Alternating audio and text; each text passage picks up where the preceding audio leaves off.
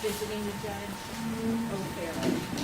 Thanks for your courtesy, everyone. Have a seat, please. Good morning.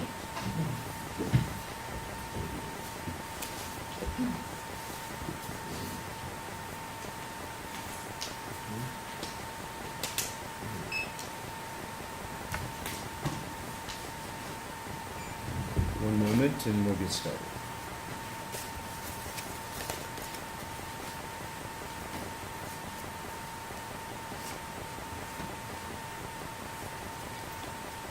Are we on the record now? Okay. For the record, today is the 24th day of October, 2023. It's about 13 minutes after the hour of 9 a.m., and we are convening on the court's criminal docket in the case known as State of Ohio, Plaintiff versus Robert F. Young III, defendant. It's numbered CRB 2301 403 A and C. Representing the state of Ohio is Jennifer Roberts, prosecuting attorney with the Barberton Law Director's Office. And Mr. Young is present in the courtroom and represented by John W. Grevin and Michael T. Callahan, attorneys at law, Akron, Ohio, retained legal counsel. The business before the court is an indictment, direct remand from the grand jury of Summit County, Ohio, filed at the Summit County, Ohio Clerk of Court's office on July 18, 2023, and transmitted to the Barberton Municipal Court in case number 2023-07-2316. That direct remand indictment order contains two counts. Count one alleges that on or about July 7, 2023, in Summit County, Ohio, Robert Franklin Young III committed the crime of domestic violence, in that he knowingly caused or attempted to cause physical harm to Tina Louise Young, a family or household member. This is alleged to be in violation of Revised Code 29-1925A and is charged as a misdemeanor of the first degree. In count two of the two-count indictment direct remand order, it's alleged that the grand jurors further found that Robert Franklin Young III, on or about July 7, 2023, in Summit County, Ohio, committed the crime of assault, in that he knowingly caused or attempted to cause physical harm to Michael Lee Young in violation of 290313A of the Revised Code, also a misdemeanor of the first degree. Mr. Young entered pleas of not guilty to the indictment direct remand from the grand jury of Summit County. He did that at the arraignment hearing in this case on August 4, 2023. The case has gone through pretrial stage, and we've scheduled a trial this morning to commence relative to the misdemeanor charges in the indictment direct remand.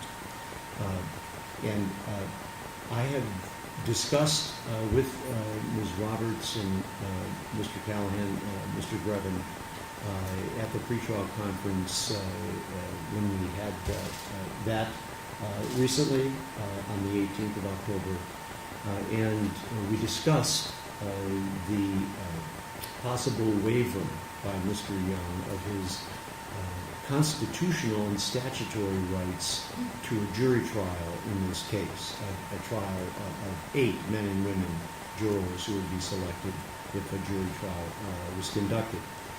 I was informed that the right to a jury trial vested in Mr. Young by the United States Constitution, the Sixth Amendment to that Constitution, the Ohio Constitution, Article 1, Section 5, and revised code, Section 294517A, would possibly be waived.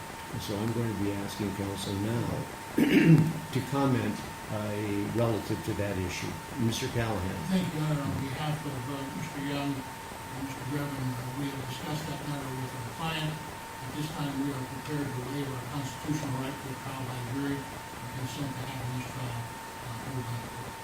Thank you, Mr. Callahan.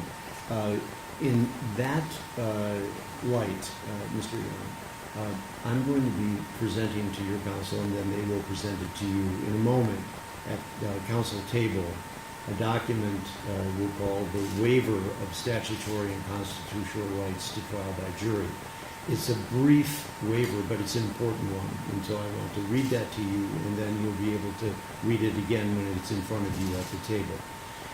It reads, and I'm quoting, I, Robert F. Young III, the defendant in the above referenced case, which is CRB 2301403 A and C, voluntarily waive my statutory and constitutional rights to a trial by jury of the misdemeanor criminal charges in the complaint in this case, and consent to the trial of the criminal charges before Judge Edward Emmett O'Farrell. I have not been forced or coerced by any person in the exercise of this waiver. And then there's a location for your signature above your type name, a date, which I'll ask to be inserted there as the 24th of October, 2023.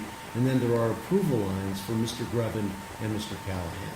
So I'm going to have Mr. Grevin take that to table and go over that with your client, Mr. Grevin, and then if he's prepared to execute that document, you can return it to me, and we'll have it filed at the clerk's office before we proceed further.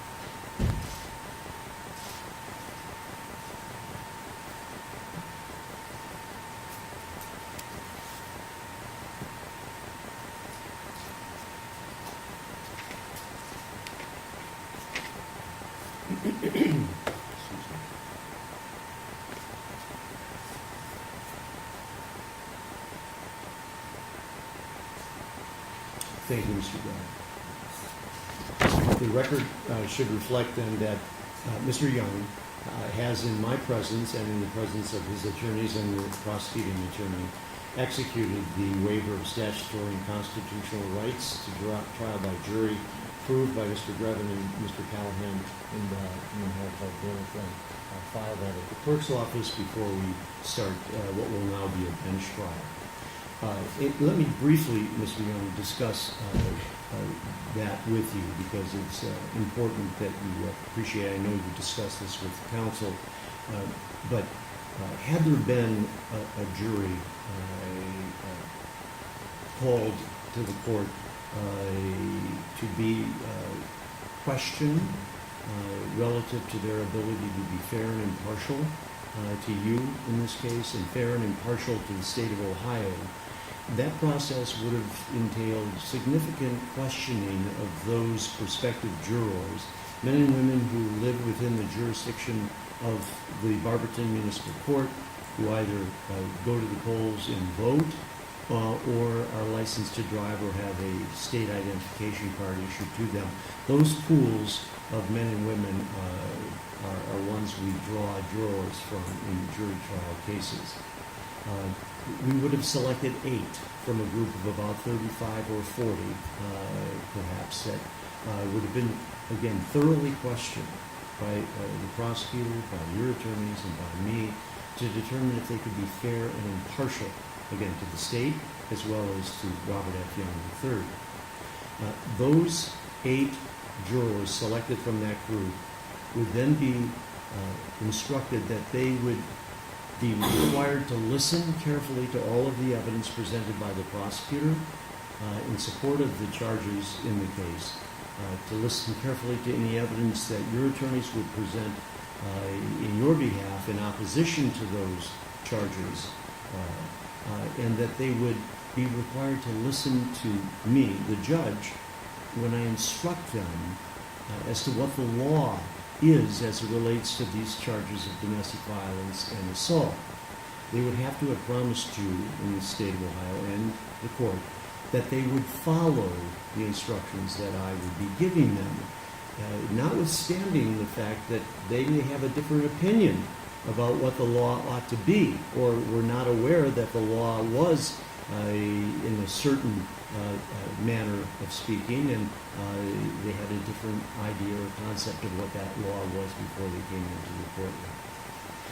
Fundamental to a jury trial right is to have those men and women follow the instructions of the court and be true to their promise, which they would have made in the form of an oath, that they would have fairly and impartially considered the evidence and decided whether the state of Ohio proved guilt relating to a particular charge beyond a reasonable doubt or not.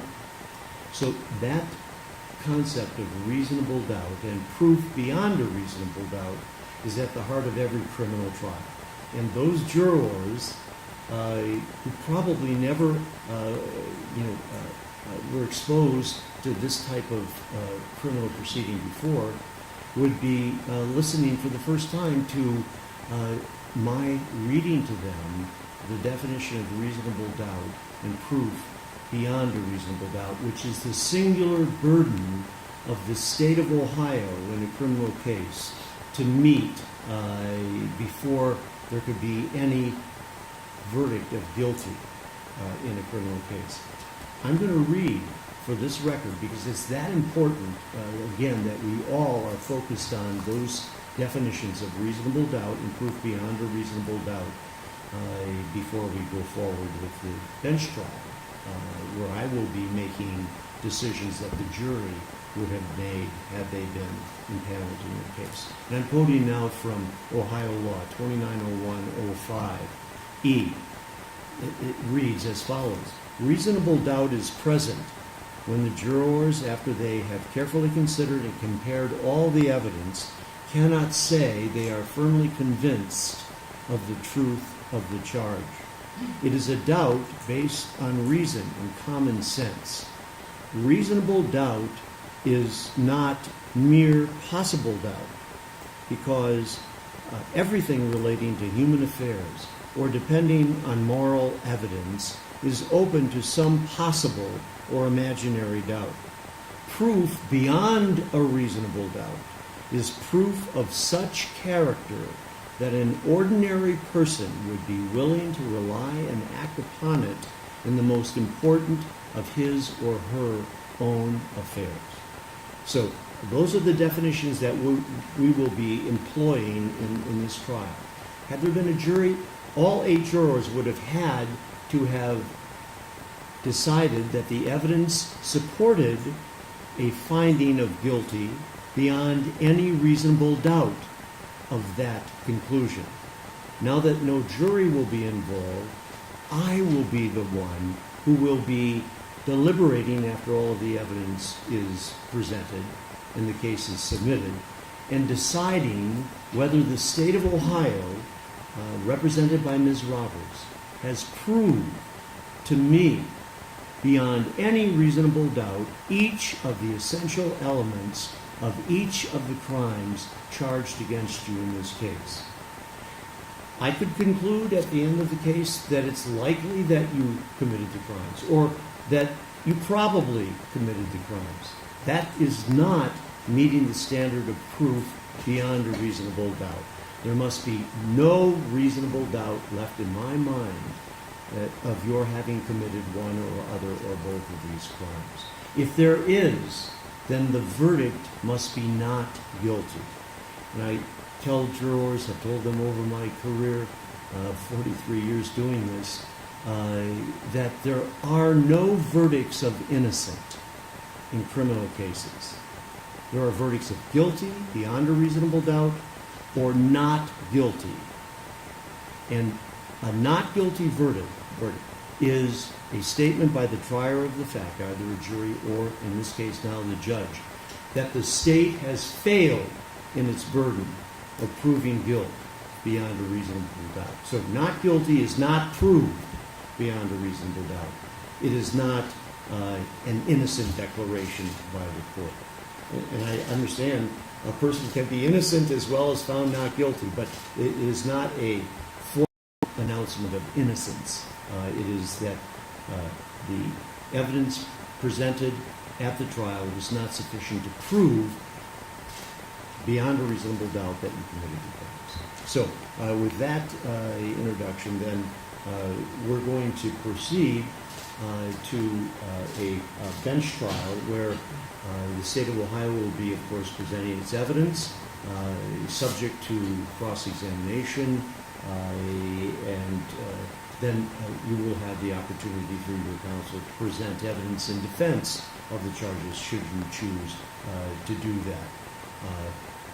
It is important, lastly, Mr. Young, when you give up a right to a trial by jury, one of the outcomes of a jury trial, other than guilty beyond a reasonable doubt or not guilty, is that all 8 jurors, after deliberating for a reasonable period of time, and a reasonable period of time is determined by the judge in a case, but if a jury could not unanimously decide that the state has proved guilt beyond a reasonable doubt relating to a particular charge, or has failed to prove that charge beyond a reasonable doubt, if there's a division in that jury, 7-1, 6-2, 5-3, 4-4, whatever it is, that jury would not render a verdict.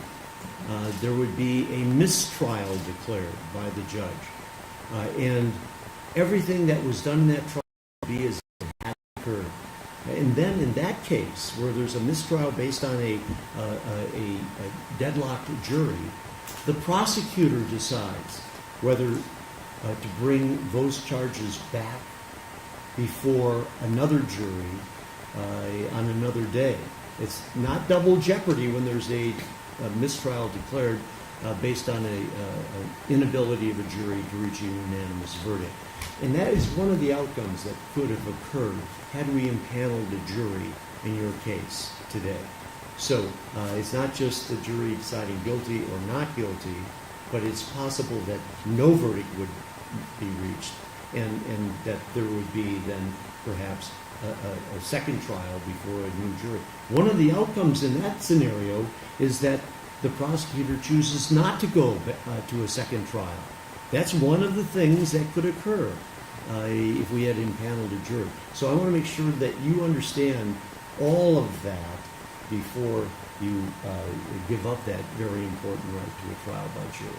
So you acknowledge, Mr. Young, then your signature on that waiver form that was presented to you. Yes, Your Honor. Okay, good. Is there anything I've said thus far that you do not understand? All right, I appreciate you listening to me. So enough of that.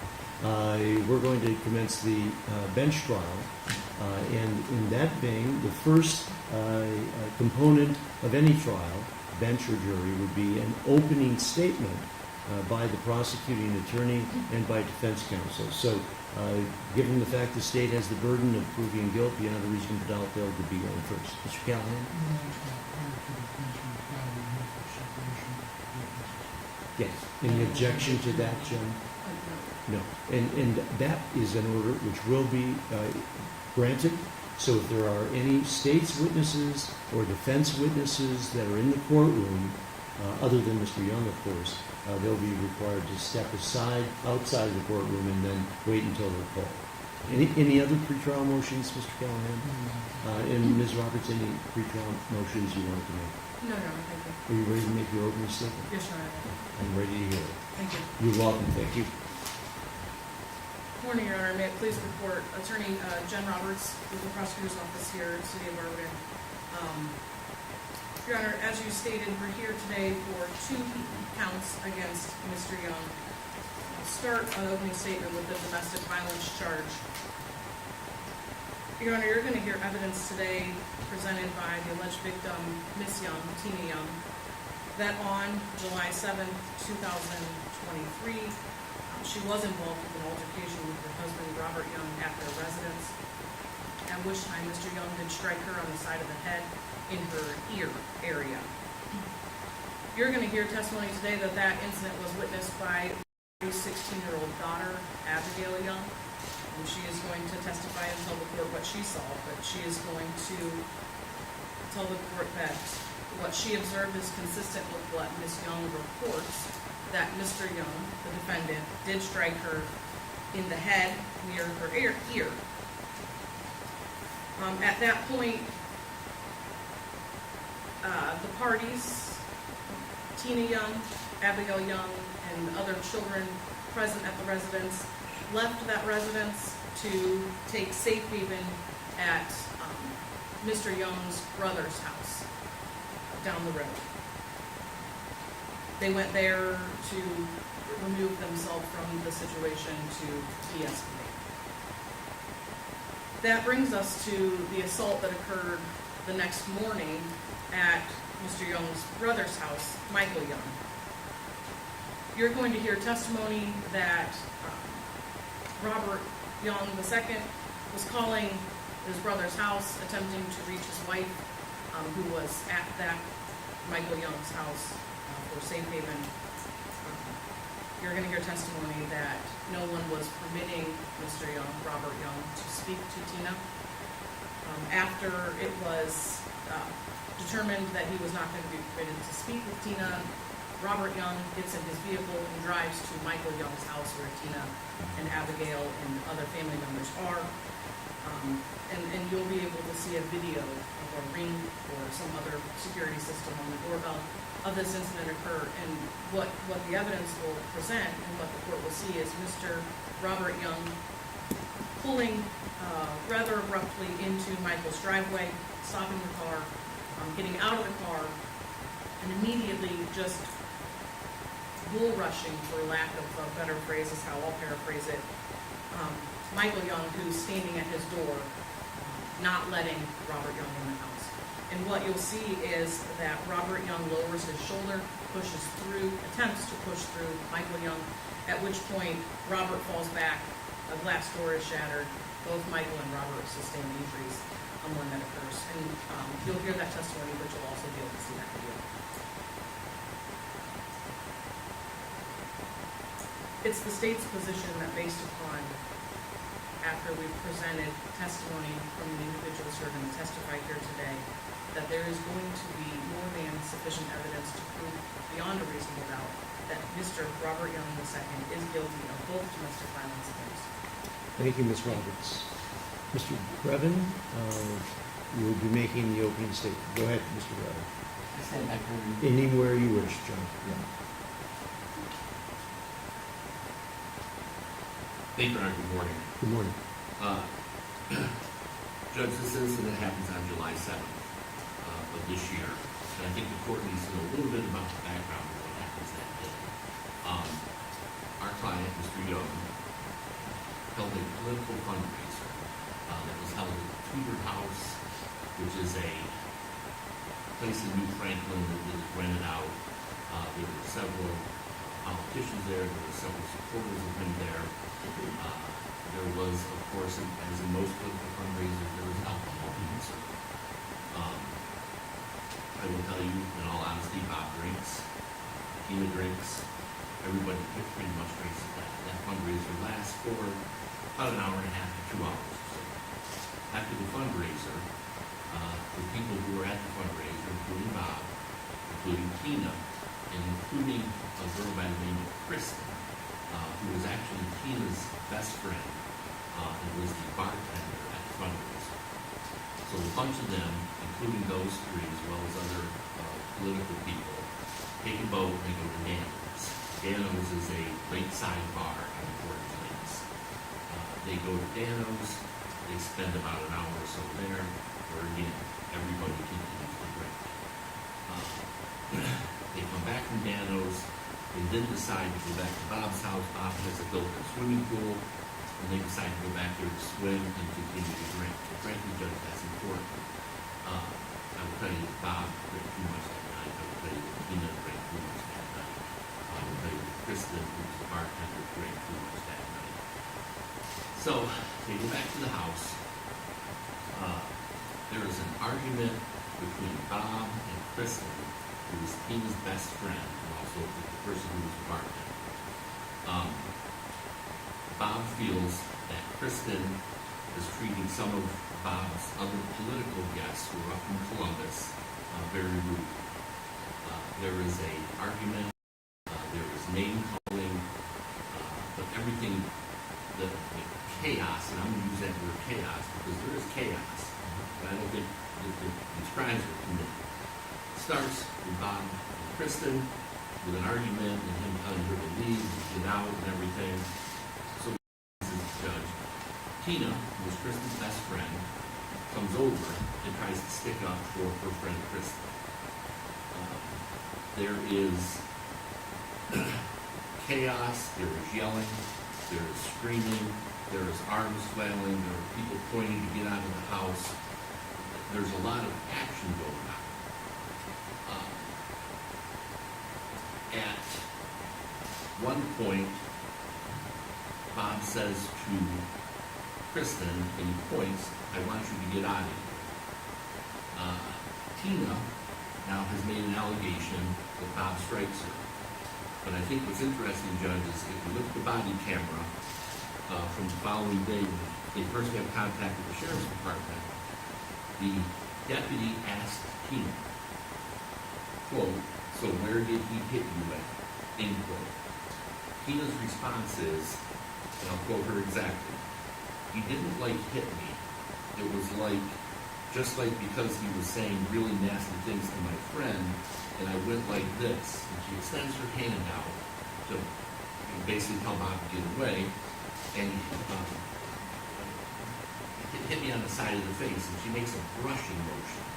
And Judge, that's important when it comes to domestic violence, because in order to convict of domestic violence, they have to prove that you either caused or attempted to cause physical harm. So if I reach back and I slap you, I'm attempting to cause physical harm to you, Judge. But if you have your hand in my face and I'm just trying to knock your hand away and there's some incidental contact perhaps, that is not an attempt to cause physical harm. And it's our position that that is what happened here. As far as Abby goes, Judge, Abby's their 16-year-old daughter, and frankly, Abby didn't see what happened, Judge. Abby's sticking up for her mom, and maybe she should be commended for that. But when when the sheriff's deputy on the body cam goes to talk to Abby, Abby says, when it first happened, he, and she was referring to her little brother, came inside, woke me up, and said that Mom was getting hit and could you come outside and help. She then says that I get up and I look out my window and I see my dad hit my mom. Well, Tina's allegation is that Bob one time.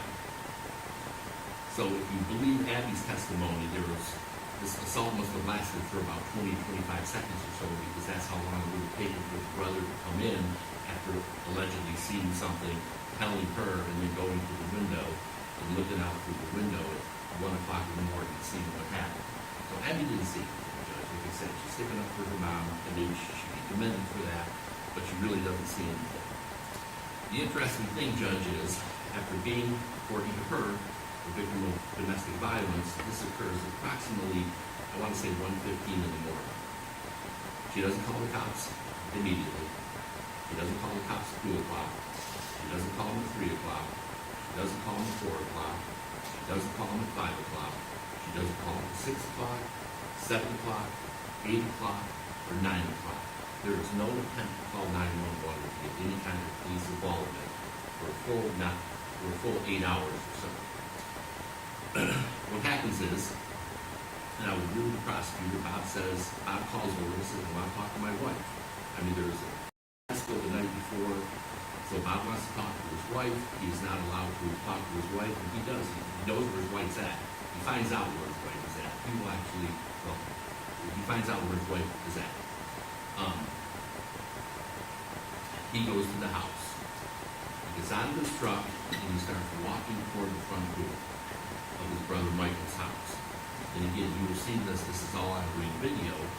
But what happens, Judge, frankly, is Michael outside of his house as Bob is walking up the lane,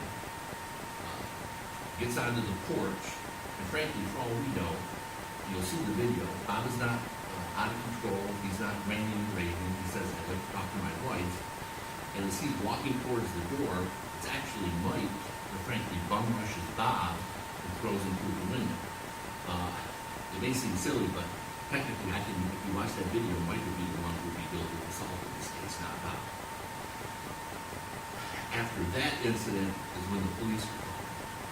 And I think that's important for the court to know because frankly, had that second time when Bob came over to the house never happened, we would not be here. He would have never called the cops, nobody would have ever called the cops, and we would not be here.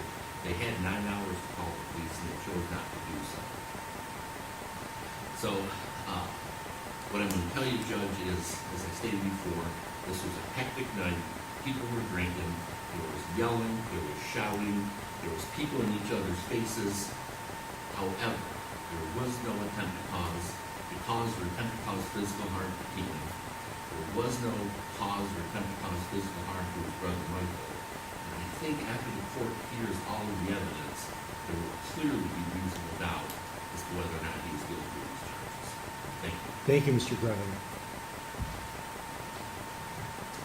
Your first witness then, Ms. Roberts. Thank you, I'll just take a minute to get this. Sure. It'll be Tina. Okay.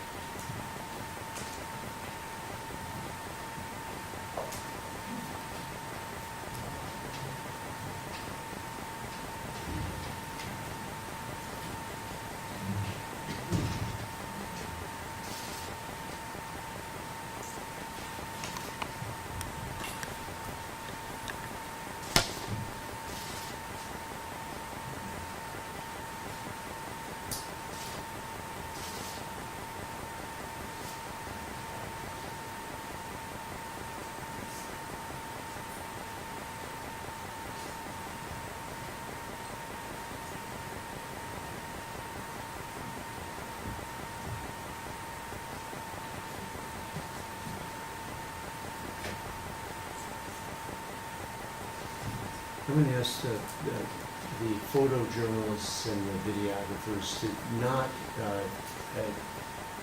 photograph Ms. Young or take her image by video until I talk to the lawyers.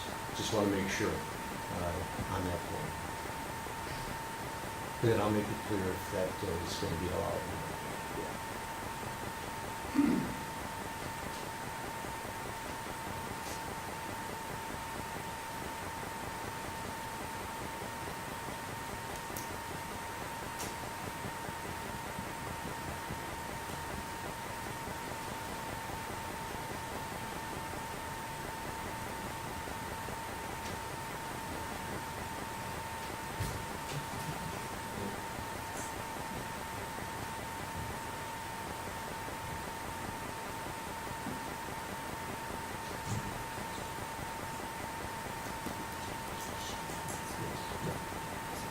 Good.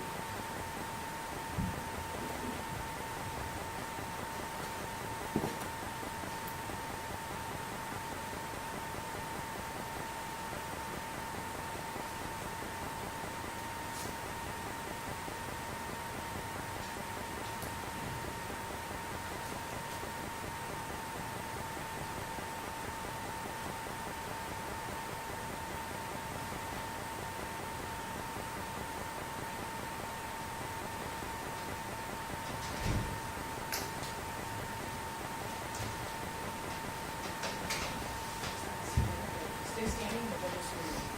Good morning, Ms. Young. Thanks for your patience in waiting. Do you swear or affirm that the testimony you're about to give in this proceeding will be the truth? If so, please answer I do. Thank you. Have a seat. Jim? John.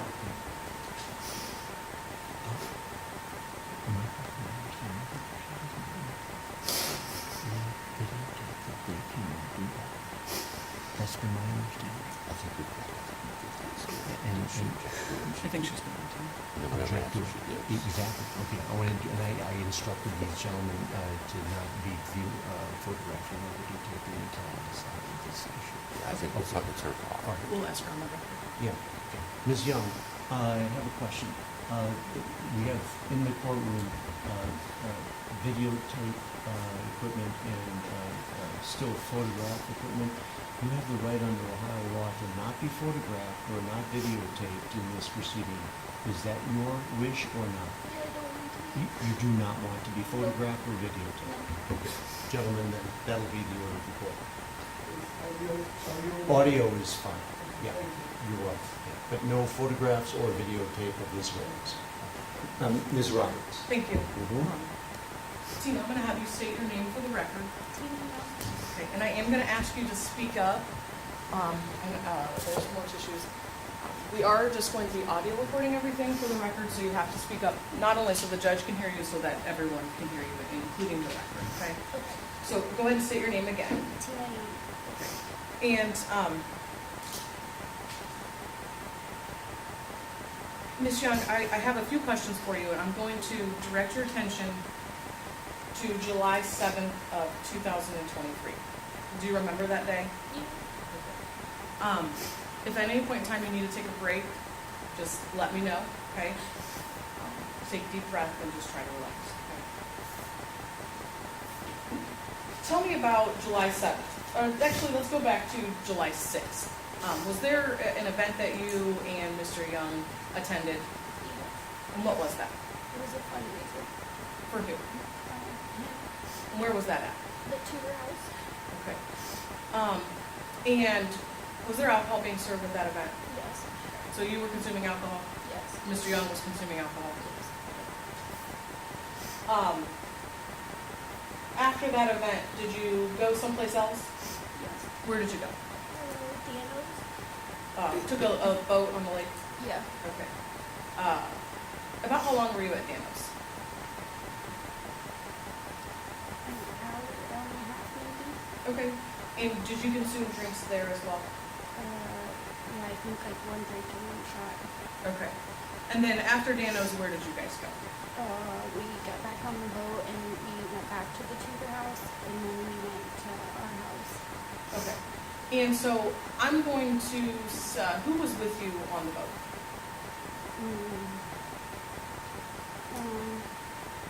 My friend that was there, Kristen. yeah. Okay.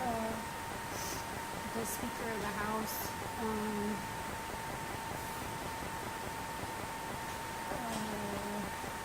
the guy who runs the Tudor House, Tim Cantor, some guy I didn't know from Columbus,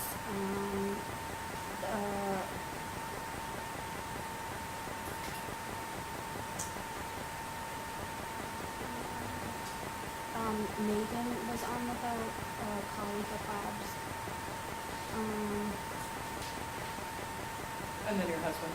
Yeah, I don't know who else was on there. Oh, there was another representative and his girlfriend, but I don't remember his name. Okay. And then when you say you went back to your house, did all those same individuals go back to your house? Yes. Okay.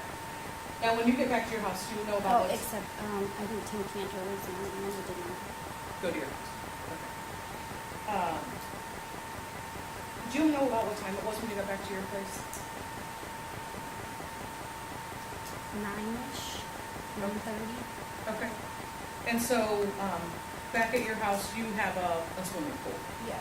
So did this turn into like a little bit of a pool party? Yes. Okay. And, were there drinks being served at that pool party as well? Yeah. Okay. And were you still consuming alcohol I had one drink. at your house? Yeah. Okay.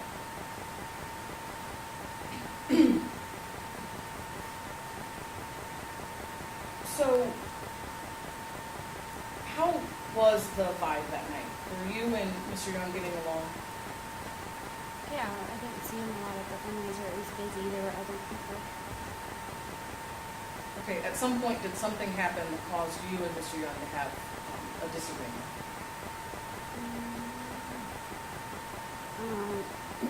Not until he was setting out on the porch of our pool.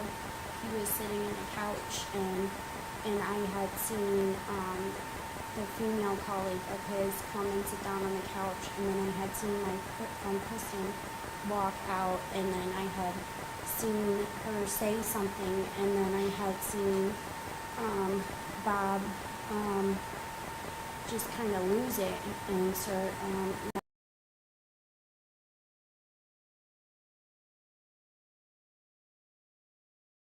I didn't hear what it was about. But who to leave? Kristen, my friend Kristen. Okay, so at some point, Bob, Robert Young, and Kristen have a disagreement. Yeah. Okay. What happens next?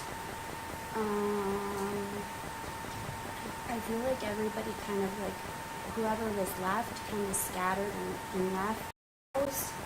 And he was just saying just the most disgusting, nastiest things and just calling her all kinds of names. And I didn't know what to do, so I ended up just going into the house, and I thought I would just take a shower. If I just left the area, maybe it would stop. Okay, so you go in the house to take a shower. Where is Mr. Young at this time? I would assume outside. Okay, so he didn't follow you into the bedroom.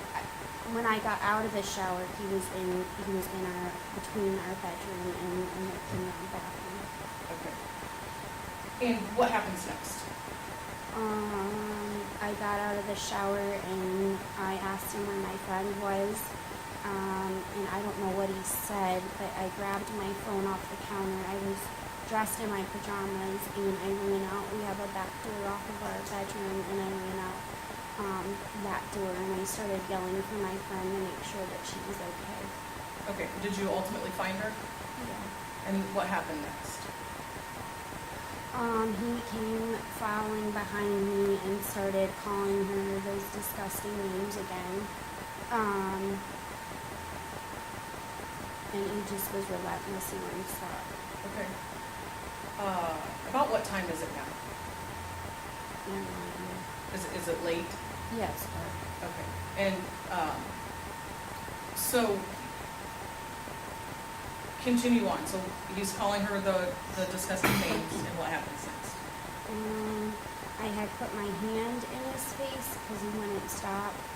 And then I had picked up my phone, and it had lit up when I picked it up like this out in my hand. It lit up, and he said, "What do you think you're gonna do with that?" And I said, "Well, I'm gonna call for help."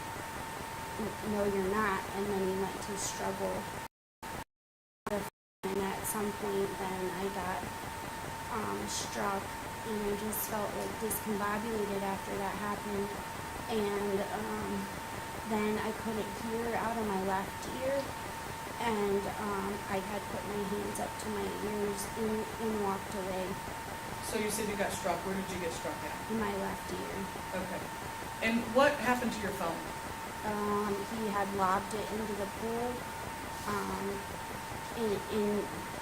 In the mix of everything, I don't know what order it happened in, but I think that's how I got to drop my phone, was when I got hit. And then your phone ended up in the pool. Yeah. Okay. And then after this happened, where do you go?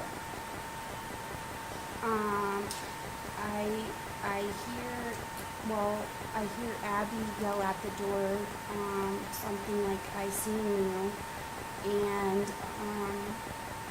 then Bobby starts walking out of the house, and then, I'm crying and upset, and then it wasn't too long after that, I see brake lights in the driveway, and I thought, oh my God, somebody's here to help, and I run up to the car, and it's Abby is in the car with Joey. And who is Joey? Joey's my 7-year-old son. And Abby is your... My 16-year-old daughter. Okay. So you hear Abby say that she witnessed the incident. I just heard her say that I saw what you did. Okay. And then Abby gets the car with Joey, and where do you go? We get in the car, and I say to her, I said, "Are we going to Grandma's house?" And she said, "No, we're not going to Grandma's house. She's never helped us before. We're going to Aunt Liz's." Okay. And so where, how far is Camp Liz? Mile? Okay, relatively close.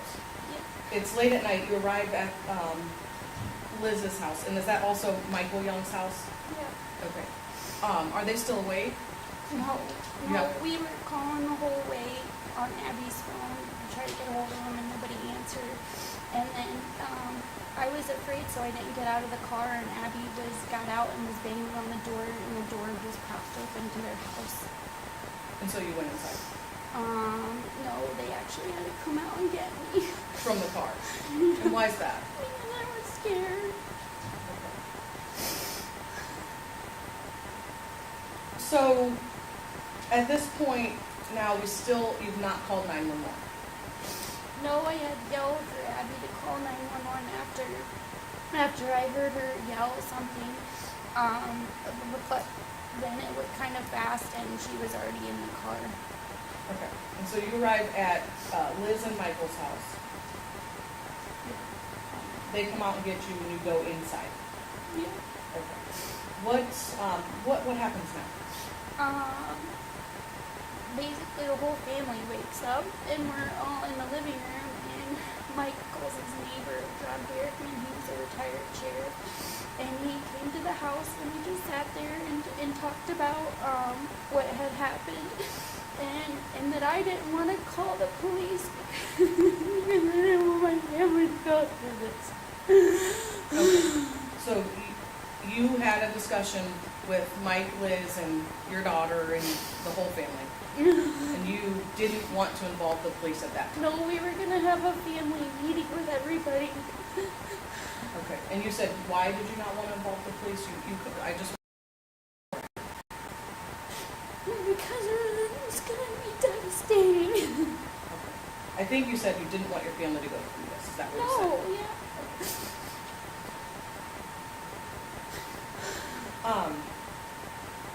Let's talk about your ear. You said immediately after you couldn't hear. Yeah. Did you ever seek medical attention for your ear? Yeah, I went 3 times. Okay, and what made you go? The pain? And what kind of pain was it? I mean, at first I didn't really know. Like, it was just aching, like, really bad inside my ear. It was different than, like, an earache. And it wouldn't go away. And I had been taking so much ibuprofen because I was having a headache because I was crying so much. So I went to the doctor and they gave me some drops and that still didn't help. So I went back and they gave me some more medicine and then I actually went to an ear specialist. Okay, and are you still having ongoing issues with your ear? Yeah, it's like kind of like a white noise in my ear. Okay, on that left side, Yeah, which is the side you say you were struck on. yeah. Okay. Run a record approach. Yeah, anytime you need to, Ms. Roberts, yes. Thank you. Mm-hmm.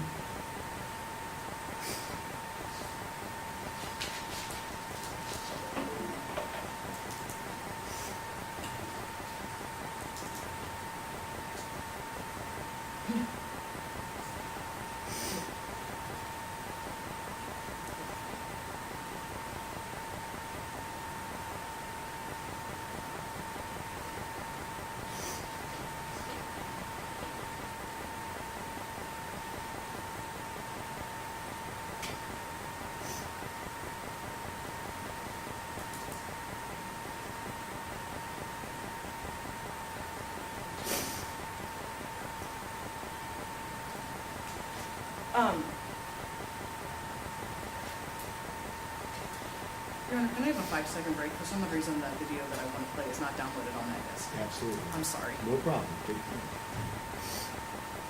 Do you want her to just remain right here? Yes. Okay. By the way, do you think you'll be able to remedy this? 2 seconds. Okay. 1, 2. Oh, well, maybe 2. I understand. I could wait.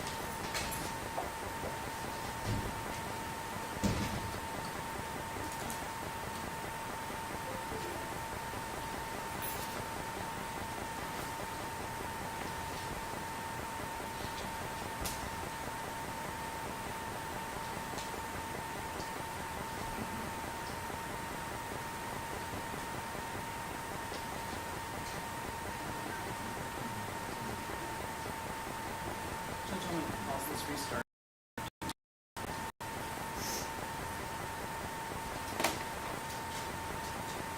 And the record reflects now you're going to be playing the video. Yes, Your Honor. Okay. And it's entitled IMG_0525. Okay.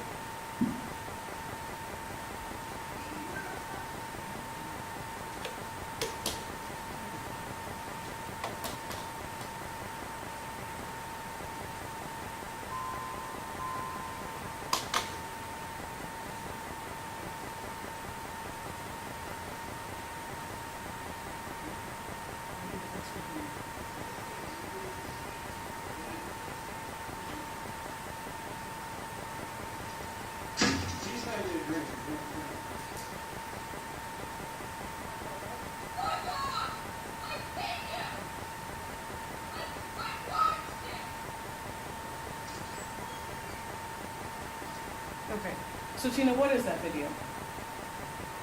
It's me walking away after I've been hit Okay, and where are your hands? on my ears. And as you're walking away, does someone come out of the house? Bobby had came down and asked Mom, are you okay? And I asked for her to call the police. So Bobby is one of your other children? Yeah, Okay, and who do we hear yelling? that's Abby. Okay, and that's your 16-year-old daughter. Yeah. So immediately after walking out of the house, you're walking away and you hear Abby yell, she's seen. And on that video, do you ask her to do something? Call the police. Okay. And is it your testimony that then right after here is when she hits the vehicle and you leave the residence? Not directly after, because Bobby came down for a little bit. But yeah, I would say very shortly after that. Okay.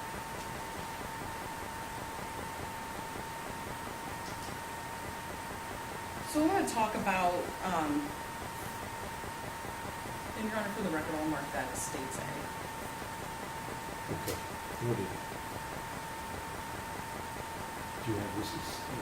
We'll get it on the. They're all on flash drive, and what I'll do at the end is anything not used, I'll delete from the flash drive. Thank you. So let's go to the next day. You testified earlier, you're at Liz and Mike's. It's late in the night. At some point, do you go to sleep? 5 a.m. I think maybe. Okay. Does something happen the next morning? Yeah. Let's talk about that. So, you're still at Liz and Mike's. What happens? The kids, both Bobby and Abby, said that Bob had called them approximately 20 times each, and they did not answer the phone. Then Bobby had left for something because after we had talked about a family meeting, then Bobby was going to approach Bob about the family meeting and tell him that we were going to have a family meeting with, we were going to have his parents and our family, and then John Barrett being there with us. And Bobby had left, and he had went back home, and I guess Bob was there, and Bobby told him. Then at that point, he had called Liz's phone, and Mike had stayed home from work because everything had happened so late. And she had just given Liz had given Mike the phone, and so Mike had answered it. Okay. And were you able to hear what Mike was saying? I heard that Mike asked me if I wanted to talk to Bob, that he was asking to talk to me, and I said no, I just want to wait for the family meeting. And he said, he kept repeating, no, I'm not going to let you talk to her, I'm not going to let you talk to her. And then he said, well, just so you know, if you come here, I'm going to protect my family, is what Mike said. Those were the only words I heard after that. Okay. So, Bob Young's calling, attempting to speak with you. You don't have a phone at this point because it's where? It's in the pool.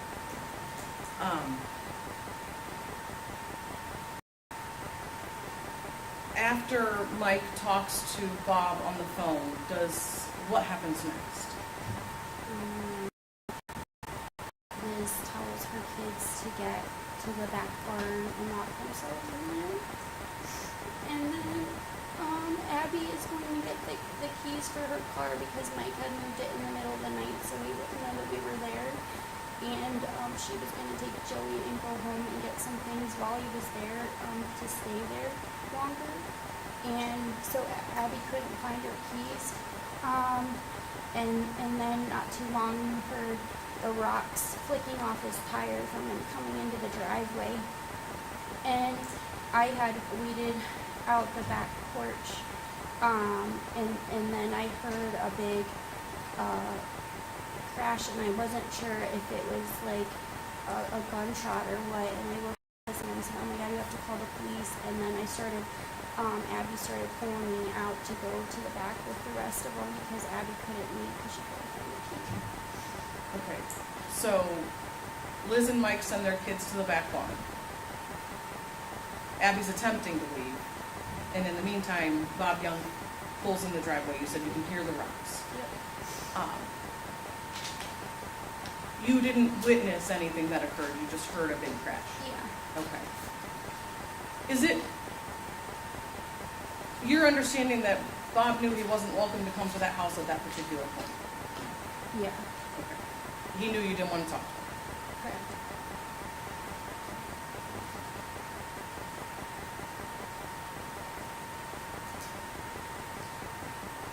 So, at some point, are the police called?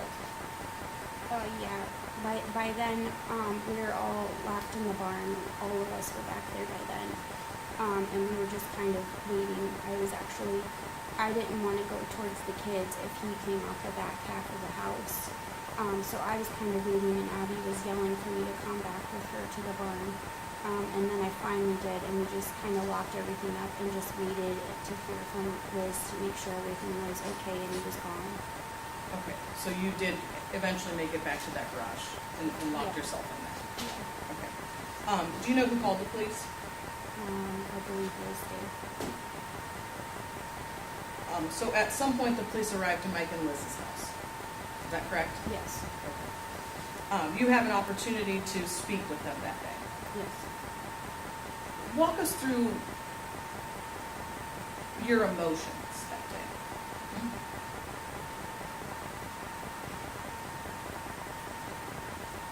Devastating because I would have to tell the truth. Okay. The truth about, Like what happened and why I was there. And I was in pajamas, I didn't have anything. would you say that you were of normal mindset? Were you still in shock? No, it was a wreck. So when the police initially arrive, what's going through your head? Oh my God, my life as I know it will never be the same. For me or my kids. Is it fair to say at that point you still weren't sure you wanted to talk about what had happened the night before? No, I didn't want to at all. And that's not because it didn't happen. Right. So why didn't you want to talk about it?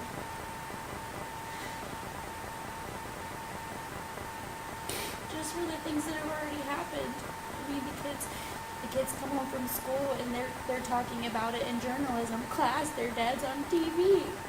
You know, I have to explain to my 7-year-old son why his dad's on TV in a jumpsuit. So that day you were thinking about all the things that would happen if the police were involved. Yeah, I mean, even the way that maybe we make income.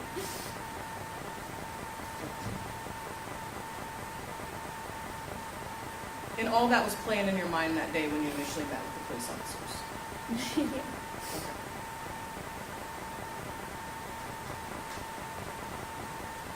So would you agree that that particular morning, were you as forthcoming as possible?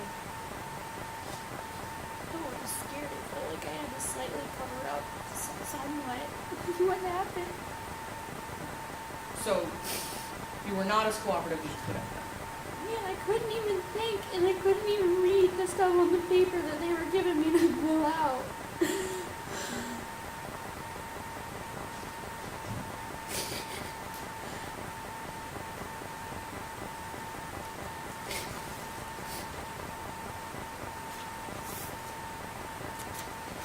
So,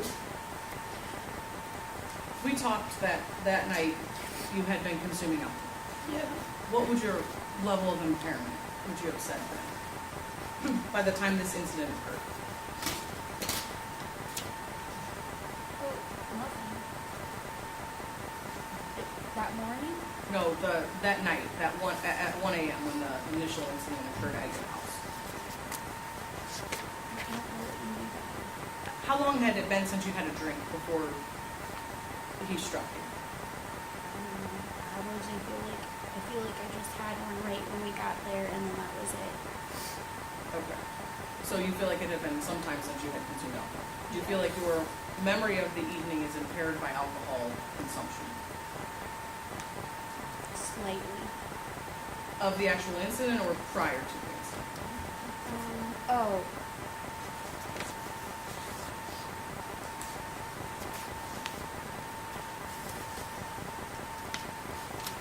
No, I would just say before. Okay. Could you be mistaken about what you think happened? No. So, what is your level of certainty that Bob Young struck you?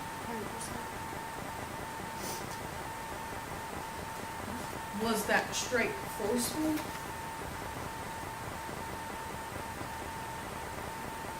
I would say yeah, so much so I felt like discombobulated after I was struck.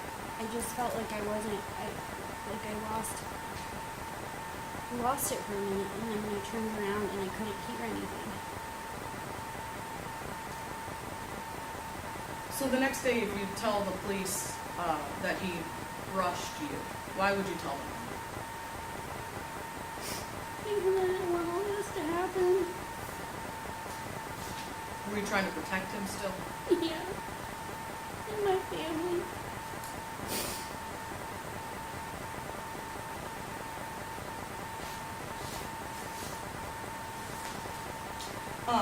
Can you identify the individual in the courtroom today who you say struck you?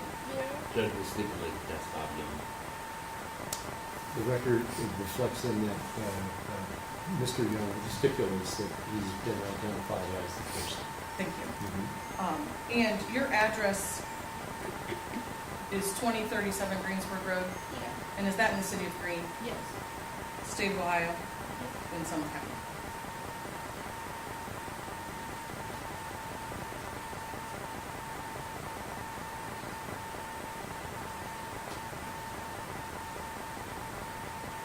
When Mr. Young struck you, did it cause you pain?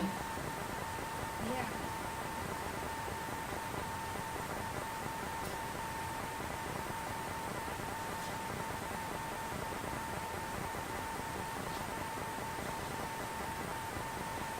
When Mr. Young struck you, do you believe that was incidental contact? Objection. I'm going to sustain the objection. I think maybe if you could rephrase the question in terms of incidental, that's Sure. a term that needs to be somehow given some definition. Was it an accident? No, I was trying to get my phone.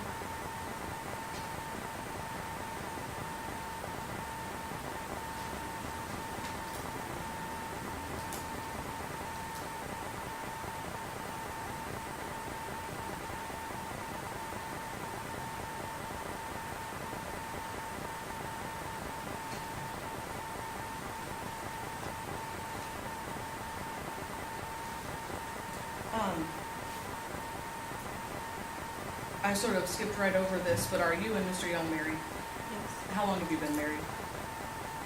18 years. And you reside together? Yes. And how long had you resided together? 18 years.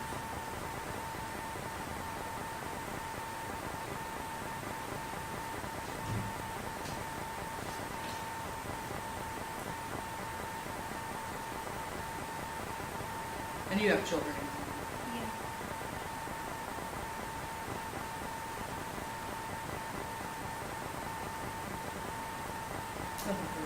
Thank you. Cross-examination. Judge, we approach first. before we Certainly. cross. Do you want to do sidebar? Yes. Okay. One moment, Ms. Young.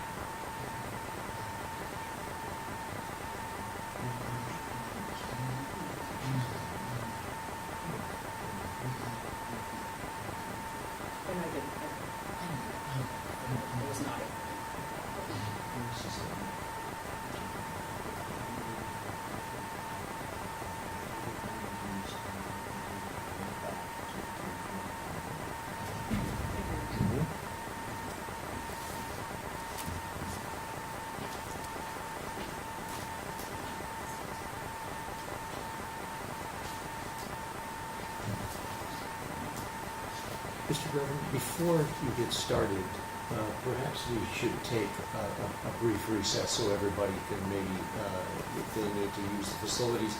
Let's take a 10-minute recess, or 11 minutes, 25 until 11, if everyone would be back, including Ms. Young, will reconvene. Ms. Young, you're meant to discuss your testimony with anyone during this recess. Understood?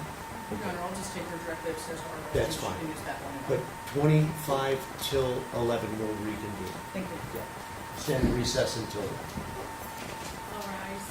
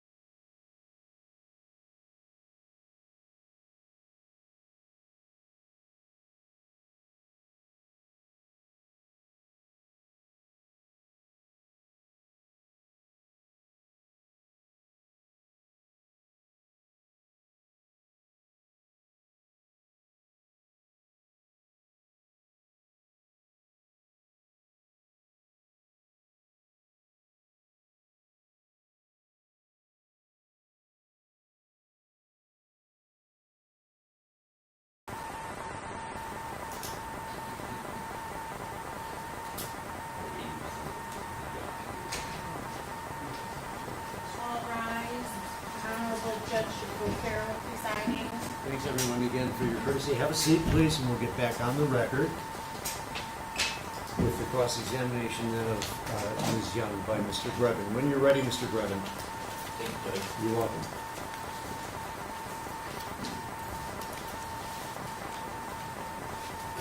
Good morning. Ms. Young, my name is John Grevin, and I'm sure the prosecutor told you that I would also ask a question for you, correct? So, excuse me, I'm going to ask you two favors. One, I'm going to ask you to keep your voice up. Sometimes you're a little bit soft-spoken, I understand that you're probably not used to testifying in court. And the other thing is, if I ask you a question and you don't understand it, it's probably because it's a poorly worded question, and I want you to let me know so I can rephrase it or explain it. Fair enough? Okay. So, July 6th, there's a fundraiser for tutors, correct? Yes. And your friend Kristen is actually the bartender there, correct? Yes. And is it fair to say that at his own fundraiser, Bob did not drink at the fundraiser? Is that fair? I would say no. You think you did drink at the fundraiser? Yes. Okay. You did drink at the fundraiser, correct? Yes. What did you drink? Vodka sodas. Okay. Did Kristen pour you some shots? No. You did not do any shots at the fundraiser? No. Okay. Fundraiser lasts for, I don't know, hour and a half, couple hours, right? Yes. You then take a boat over to Dano's, correct? Yes. And you continue to drink at Dano's, correct? Yes. And at Dano's, you drink. Okay, what else? Some mixed drink. Okay. And then from there, you go back and you make the decision as a group that you're going to go back to your home, correct? No, that was the decision was made prior to that evening. Okay.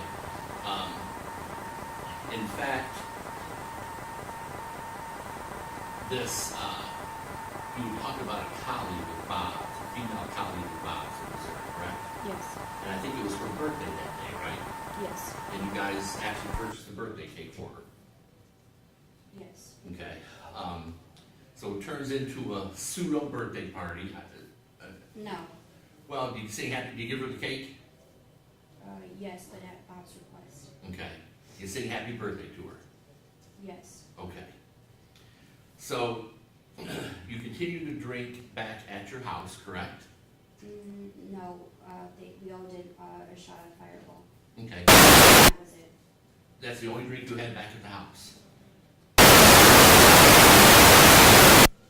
So things are going okay back at the house, right? Yes. There's no problems at the Tudor house, right? No. No problem back at the house, at least at the beginning of the night, correct? Correct. Now, at some point in time, you had said, and during your direct testimony, a couple of times you said her and she, and I wasn't exactly sure who you meant, so I just want to clarify that. At some point in time, your best friend Kristen said something to Megan, correct? I don't know. I wasn't there if she did. Well, Yes. I was outside, and the three of them were near the couch. Yes. Right. I didn't hear what was said. Well, that was going to be my next question. Did you hear Kristen say to Megan, "You offended me, bitch, what's your problem?" No, I didn't hear any of those words. Okay, fair enough. I wasn't close enough to hear anything that was said. Okay, but you clearly, like I said, on direct, There you're was saying definitely tension that I saw the tension. the tension between Kristen and Megan. And then Bob became erratic. Well, let's talk about before the whole Bob thing. The original tension is between Kristen and Megan, Yeah, correct? but it was immediately followed. She didn't even come out the way that it was very fast. Okay, They had said something and then he jumped in and was just irate. okay. So he was irate after he heard to Megan. Is that fair? Yes. All right. So, there's a huge argument at that point between your husband and Kristen. Correct. And Kristen, she was the bartender at the Tudor House, correct? Yes, And is it fair to say she's either your best friend or one of your best friends? yes. Okay. How long, you known her for a long time? 28 years or so. Okay, so a long-time friend. Yeah. So, there's an argument between Bob and Kristen, and it gets pretty heated, doesn't it? Yeah, A lot of yelling, yes, a lot of swearing, yes, a lot of people getting in other people's faces. yes, Okay. So while this is going on, I think you testified on direct that the rest of the party senses this and they decide maybe it's time to get out of here, correct? yeah, they all leave. Okay, so everybody leaves. So now,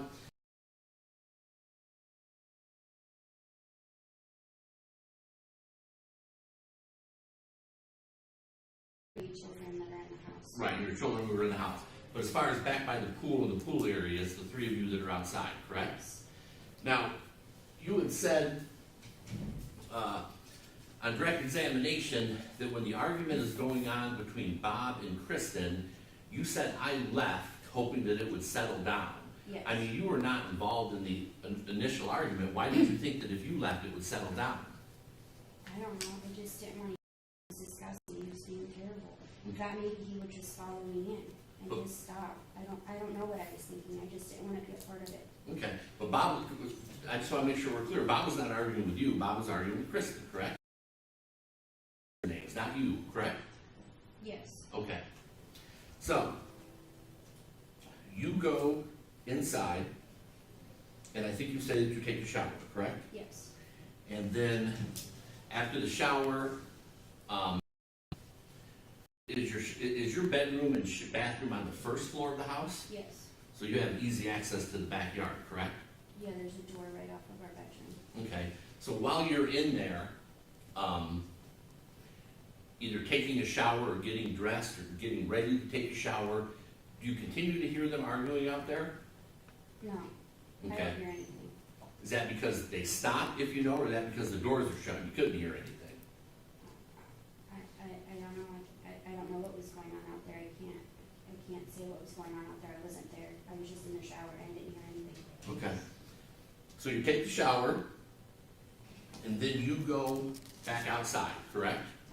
No, when I get out of the shower, Bob is in between my bathroom and the bedroom. And I ask him where Kristen is, and, I don't know what he said. But I just ended up just going right out the back door, and I started yelling for her, to make sure that, she was okay. Well, she was okay.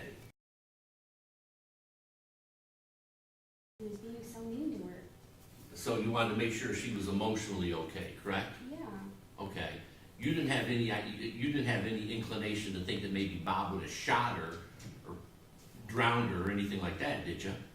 I don't know, I've never seen him so angry at somebody else. Okay. And again, he only said something to his friend Megan from Columbus, right? Yeah, Okay. So do you eventually find Kristen? yes. And where do you find Kristen at? In the yard, in front of the pool house. Okay, and what is she doing? I don't remember, because I was just yelling for her, and she came out, and then, Bob followed behind me, so I didn't even have a chance to say anything to her, he was right behind me. So when you heard Bob yelling at her, I mean, basically he was telling her to get the hell out of the house. He wanted her to leave, correct? He was calling her a whore, a slut, saying that she slept with 6 of his friends, telling her to get down to the trash where she belongs. Did he tell her to Just leave? belittling her and degrading her. Did he tell her that he wanted her to leave the house? Yeah. Okay. So if you're inside and he's inside, do you have any idea why she wouldn't just leave the house? Because she had been drinking and she didn't want him to call and get her DUI if she drove away. So she had driven there. Yeah. Okay. Was it her plan then to spend the night? No. Okay. So you were worried about, or somebody was worried about her DUI, so was she pretty intoxicated, Kristen? I didn't see her. I saw her drink one drink when we were at Dano's, and then the fireball shot, but I didn't see her drink anything else. I wasn't watching what she was drinking. Okay. So we're back at your house now, and you go outside, and you find Kristen, and then Bob he also comes outside, correct?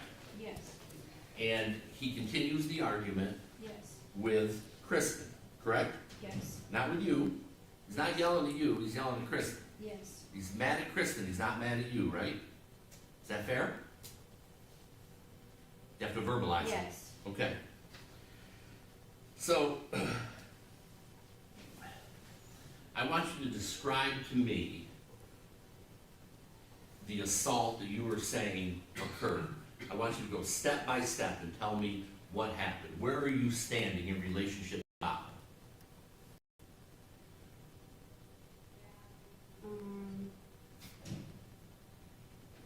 I was in front of the pool house area, and because he was saying nasty things, I put my hand up to his. Well, hang on a second. Where is Kristen?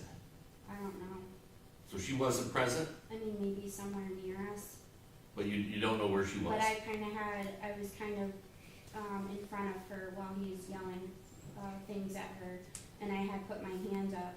And then at some point she had walked away, and I had picked up my phone, and it had lit up, and he asked me what I thought I was gonna do with my phone. What were you going to do with your phone? Call for help. And that's what I told him, Because he's yelling at a friend? because he wouldn't stop. He was relentless. But he's yelling at somebody that he wants to leave his house, correct? Yeah. He's certainly not committing a crime up to that point, did he? He's screaming at a friend. He's screaming at your friend, fair? He was belittling her. He was belittling your friend, okay. So,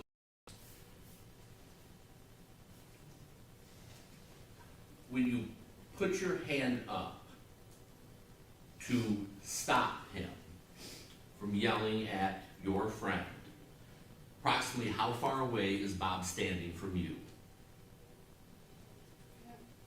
An arm length? Okay, so he's an arm length away, facing you. Okay. You said just now that you pull out your phone. Is your phone in your right hand or your left hand? My right hand. Okay.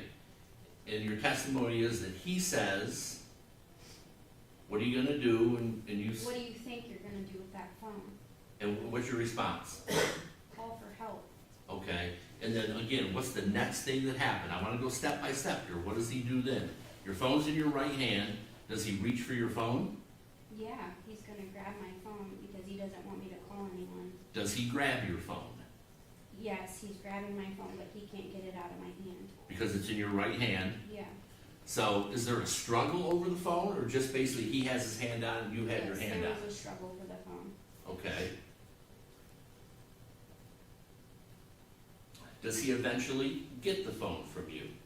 Yes, after he strikes me, I drop the phone. All right, so if you remember, when he reaches for that phone, what hand, is he right-handed or left-handed? Right-handed. Okay, so if you had the phone in your right hand, he's reaching for that phone with his right hand, correct? I have no idea. I don't remember what hand he was grabbing it with. Well, then I just want to make sure, so it's your testimony that he's trying to get the phone from you. Yes. He can't, Yes. and then he pulls back his right hand and hits you on the left side of the head?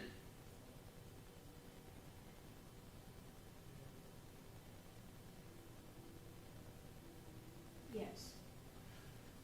I want you to show for the court the motion that he used and how hard he hit you. I didn't see it coming. When it came, I didn't see his hand coming. I just felt it afterwards. Well, you said just a while ago. Yeah, it was a struggle. It happens very fast. I understand, but you said you're standing about arm's length away, so he's about a. Oh, not when the struggle was happening. When I had my hand up in his face, we were arm lengths away. Not when he was going for my phone. He was very close to me. Okay, so he was very close to you. Yes. And then it's your testimony that since he can't get the phone, he hit you in the face, correct? Yes. Okay. In the ear. You wearing your glasses at that time? Yeah. Okay. Does he hit you hard enough to knock your glasses off? No. Okay, so your glasses don't get knocked off, right? Okay. He or I think your testimony was that you go and see a doctor, correct? Yes, Because of the ear. yeah, I mean, your testimony was that you literally could not hear, correct? yes, That seems pretty serious to me, would you agree? yeah. So did you go to the doctor the next day? No, because I had been, taking ibuprofen and I was just hoping that the pain would go away. And I think that was helping with some of the pain of that, cause I was just taking it whenever I could, cause I had such a bad headache. Well, we're not talking about the pain now. You said before that you lost your ability to hear out of that ear. Yes. Did you go to the doctor the very next day? I mean, if I woke No, up to... I could start hearing after, I would say a day or so, I started hearing out of my ear again. Okay, and then you actually don't go to see the doctor till about 6 days later, correct? Yeah. And you get diagnosed with an earache, right? I had, when I called, I didn't know what to say, so I told him I thought I had an ear infection. Right, but the doctor also says that you have an ear infection. He prescribes ear drops for you, correct? Yeah, Okay. And then when you go back for a follow-up to the ear doctor, he diagnoses you with an ear infection and actually has to manually clean the wax out of your ear, correct? yep, Okay. According, how many times does he strike you? once. Okay. Now, you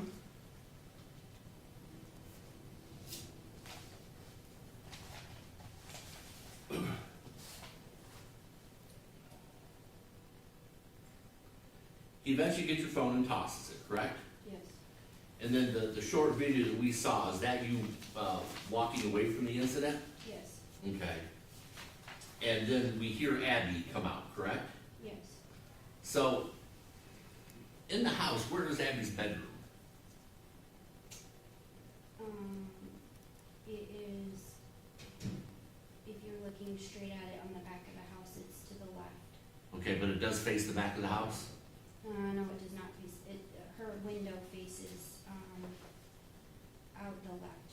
So there is a window to the side, not facing towards the pool. Okay. So if Abby looks out her window, can she see the pool area? No, she sees the neighbor's house. Okay. You said that you tell Abby to call 911, right? Mm-hmm. And she doesn't do that. Mm-hmm. And then you get in the car with Abby, correct? Yeah, And then, clearly, your testimony was that Abby's calling your brother and sister-in-law, so she has a phone and it's a working phone, correct? yes, You had previously asked her 5 minutes before to call 911. yes. Why don't you ask her to call 911 now? We're only 5 minutes later.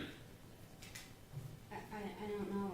I was just happy that somebody was there and got me out of the situation. Okay? And it was, let's be honest, it was a chaotic situation with yelling and screaming, correct? Yeah. Okay. So, you go to your brother, or your brother-in-law and your sister-in-law's house, and at some point in time, 911 is only called after Bob comes to the house, correct? Yeah. All right. Is it fair to say that if Bob never, well, let me ask you this question. If you know, did anybody tell Bob where you were?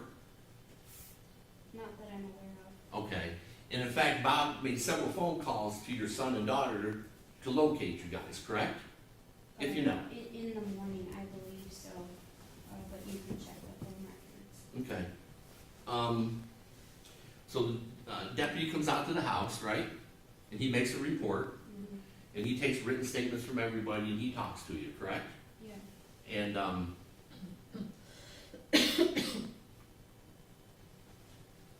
at one point in time, the deputy says to you, so where did he hit you at? You remember him asking you that question? no, Okay, you were seated on the couch, your sister-in-law was seated to your left. Let me tell you what your answer was, and tell me if you remember giving this answer. He didn't hit me. It was just like, because he was saying really nasty things to my friend, and I went like this. And you put your hand out. You showed that to the deputy. Do you remember that now? no, You don't remember that? Okay. And he hit me on the side of the face. You don't remember saying that to the deputy? no, Okay.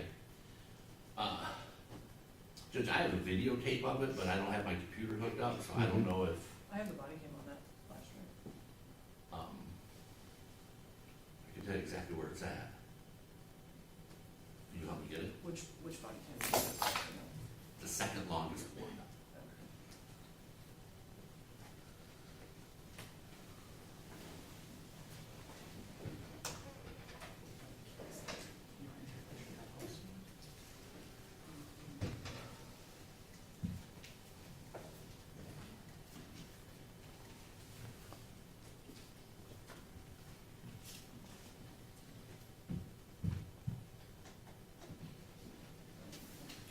Go to like, I think that's it, go to like 22 This minutes. one's like 15 minutes long. Oh, it's not that one, let me get my, I can tell you. It's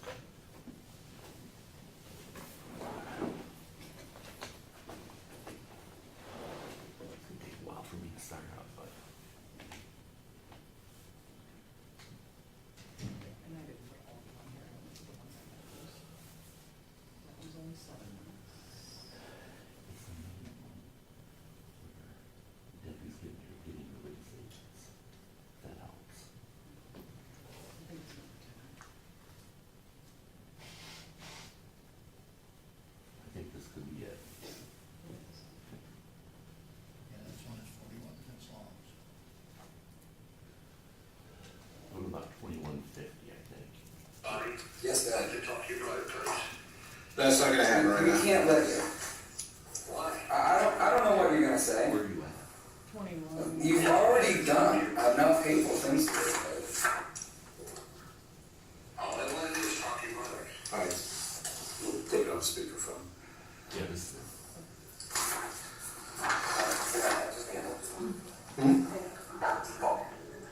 Okay. We'll send somebody. Go ahead and finish filling that out for me. Dad, Okay? I believe you, So, I didn't want to. where did you get Chad? But the things that you're doing right now. He was like, just like, because he was saying really nasty things to my friend, and I went like this, and he hit me on the side of the face. On your left side? That's it. So at least at the time that you give a statement to the police, 8 hours after the incident, does that refresh your memory? Your statement to the police was you put your hand out, and he went to hit your hand and hit the side of your face, correct? I guess that's what I said, yeah. Well, you just watched it. Isn't that what you said? Yes. Okay.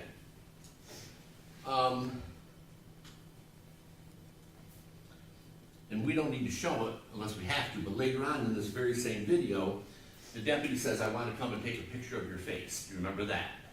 Yeah, And you remember saying to him, well, there's nothing wrong with it. yeah, Okay. So there was no visible mark or anything like that, correct? correct. So he hit you hard enough where you couldn't hear, you dropped your phone, and you were discombobulated, Yep. but yet there was no physical signs of that, was there? No. Okay.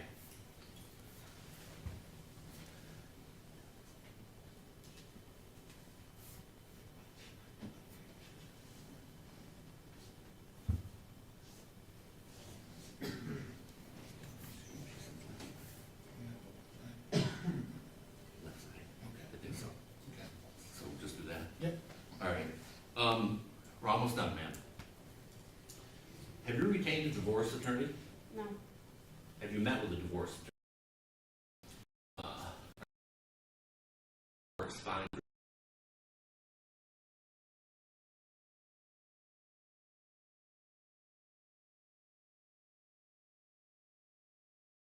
That if there is a divorce, custody and visitation is probably going to be an issue, correct? Your Honor, I'm didn't know gonna that. object. The basis for this line of inquiry, John? Goes to motive to exaggerate.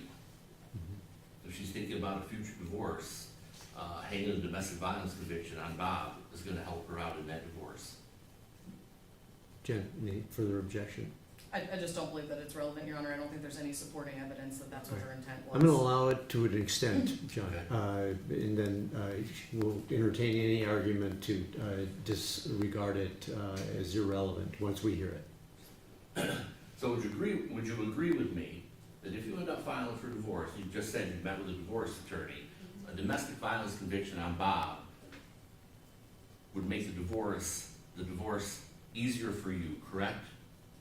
I have no idea, we never talked about that. Okay. Thank you, ma'am. Redirect, Jen. Thank you. Mm-hmm.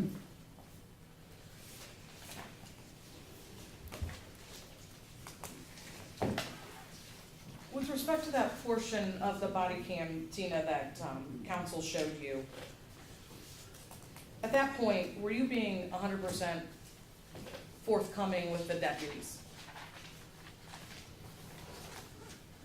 No, because I don't know, I don't know what I thought was gonna happen, but I kinda just wanted it to go away, and I didn't wanna have to deal with it, and I didn't wanna have to put my family through it. So at that point, you would agree you were not being forthcoming? No, Okay. Were you minimizing his behavior? yes.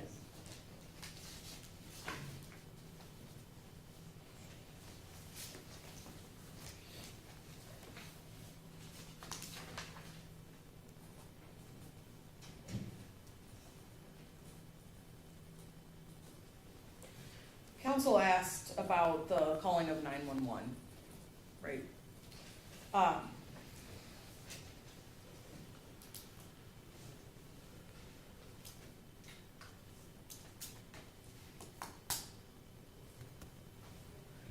Is there a reason why you were so hesitant to call 911?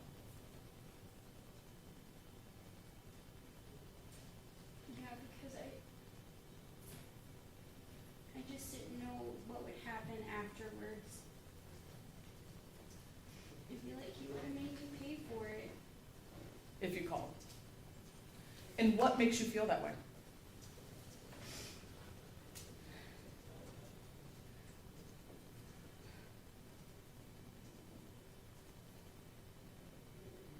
Because he scares me. Have there been prior instances where you've got in trouble for calling 911? Objection. Now you know I'll withdraw it. Withdrawn. Question again, Jen. Have there been prior instances where you've gotten in trouble for calling 911? No, my daughter has. Okay. Was that playing in everyone's mind that night? Yeah.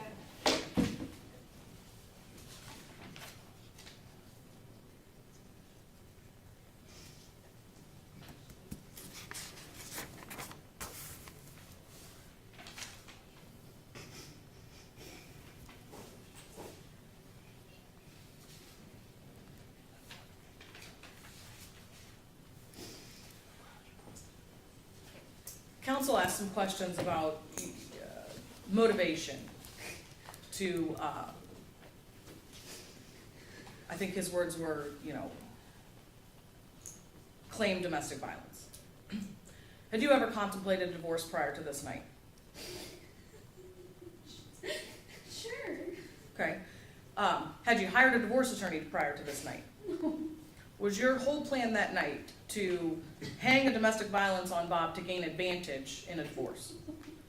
In fact, a domestic violence conviction impacts his ability to earn money, correct? Okay, and ultimately that would impact you in a divorce. Okay, so are you making this up to gain leverage? No. Are you here telling the court exactly what happened that night?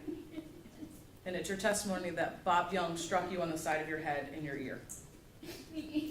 And that caused you to have some sudden pain and long-term injury with respect to hearing. Nothing further. Your Honor, Counsel. can we approach before we cross? Yes. One moment.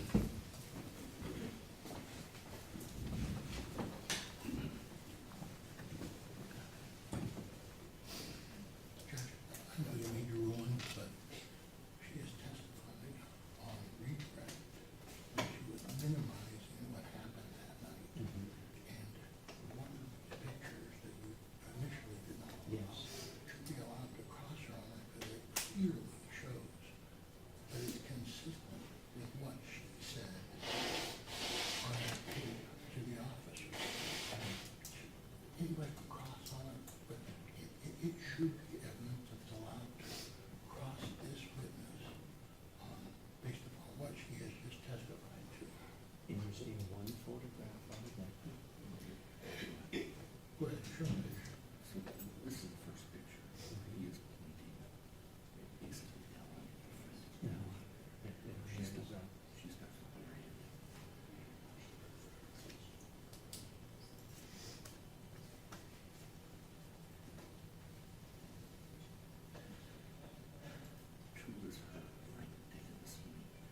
That characterization is just, it's inappropriate.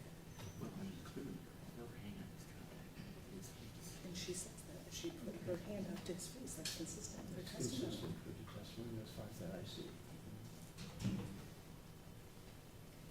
I don't know that there's anything there that would add anything to the testimony or impeach your testimony. But you made the, again, you request that I revisit that.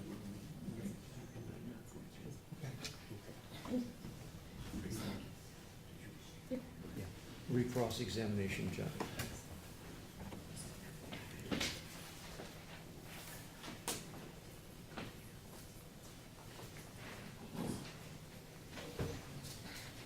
You just testified now that you weren't that forthcoming because you didn't know what was going to happen. Remember saying that? Okay. Clearly, when the deputies came out there, you can see it on the body cam, they tell you that Bob's gonna be arrested, correct? Yeah. They give you a form to fill out and they tell you that there's gonna be a temporary protection order granted, correct? Yeah. And they tell you, they give you a victim form where you would now be classified as a crime victim, whatever benefits come with that. They told you all that stuff, correct? Yeah. So you knew exactly what was gonna happen based on what you were gonna say. Is that fair? No, I didn't know exactly. I didn't know I'd be here today. I didn't know everything that was gonna happen. Well, that's fair. You didn't know you would be here today, but you certainly knew he was gonna be arrested and charged with a crime, right? From what they said, yeah. Okay, thank you. Ms. Roberts, any further? No. Can I ask counsel to help me out in that video we just saw? I'm not sure who was in the room besides Ms. Young and the law enforcement officers. I saw a young man. If you could agree who was in that room? So Bobby, Bobby, who The is the son. son, the brother, they are the two people over by the table. Who were they? that's his brother Mike. Okay. His brother. Is he the man with the facial hair Yes. on the end of the table? And then seated on the couch were Ms. Young? the witness, and then the sister-in-law was seated to her left. Okay. And that's Liz. And the other male at the table with Michael Young was whom? I believe there were two people at that table. I think Abby was at the table. I think Abby was seated at the table. I don't know. There if was you not see another her. man there? No. Okay. So Abby being the daughter? Yes. Okay. What I want to make sure is that Mr. Young, the defendant, was not in that location. Correct. Okay, all right. If there's nothing further, Ms. Roberts? No, Your Honor. Okay, your testimony is concluded, Ms. Young. Thank you. You can leave the courtroom and we'll have the next witness. She just wants to be in the courtroom when Abby testifies.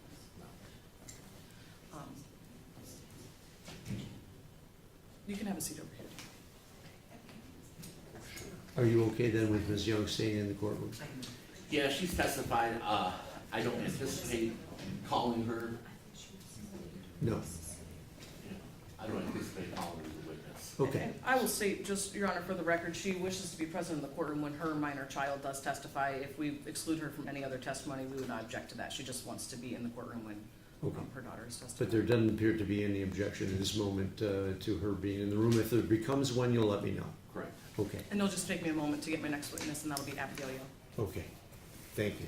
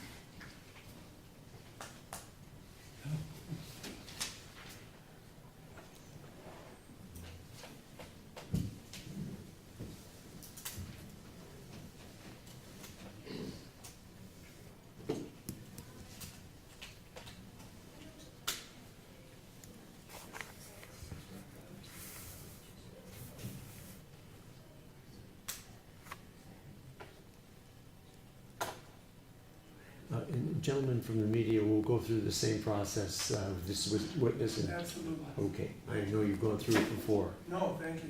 Yeah, you're welcome.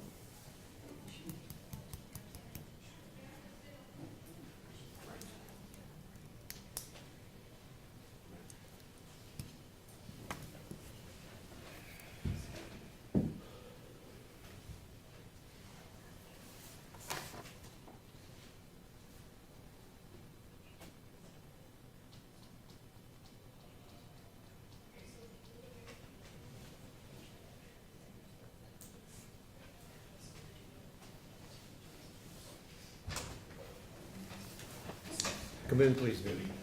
If you'll come up this way and just before you sit down, it's fine, right where you are. Yeah, and you can look this way. Do you swear or affirm that the testimony you're about to give in this case will be the truth? If so, please answer, I do. I do. Thank you. You can have a seat in the chair now.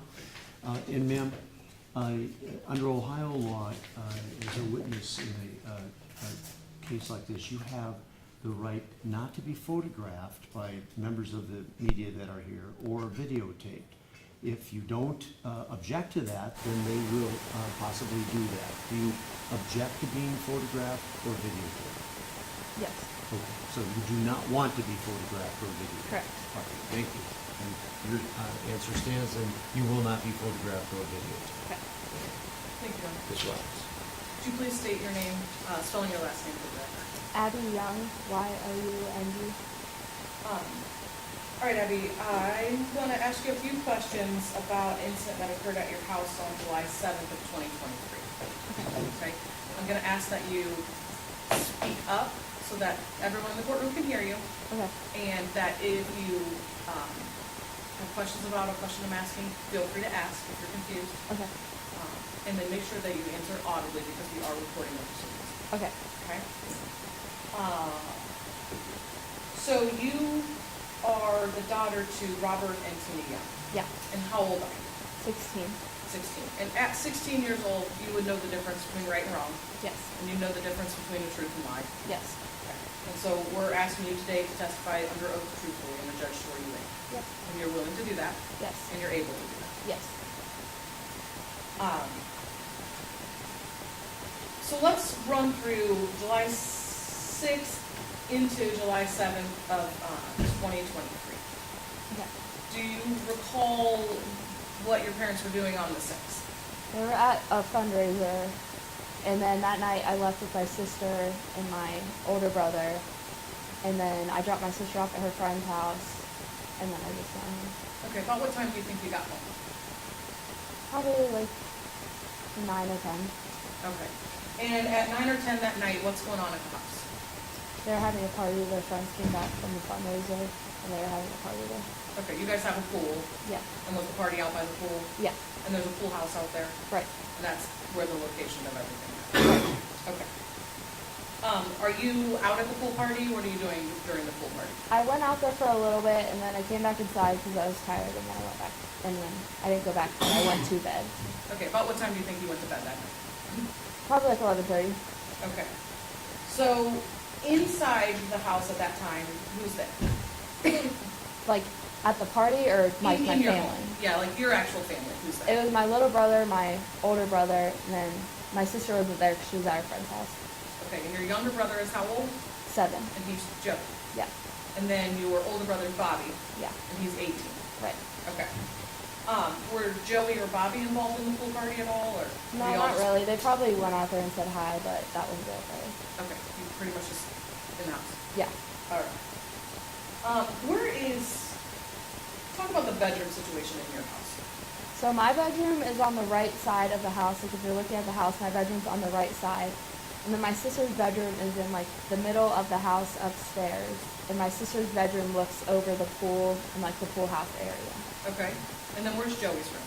Joey's room is downstairs on the right, like in the front of the house.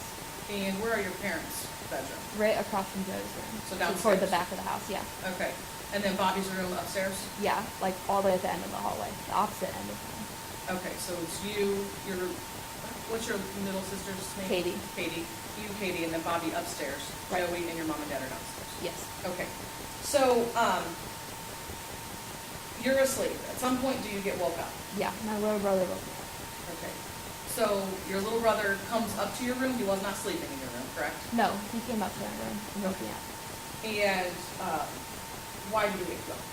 He started tapping on me, and he was like, Mom and Dad are in a fight, and then Mom's friend was involved, like, you need to come help me.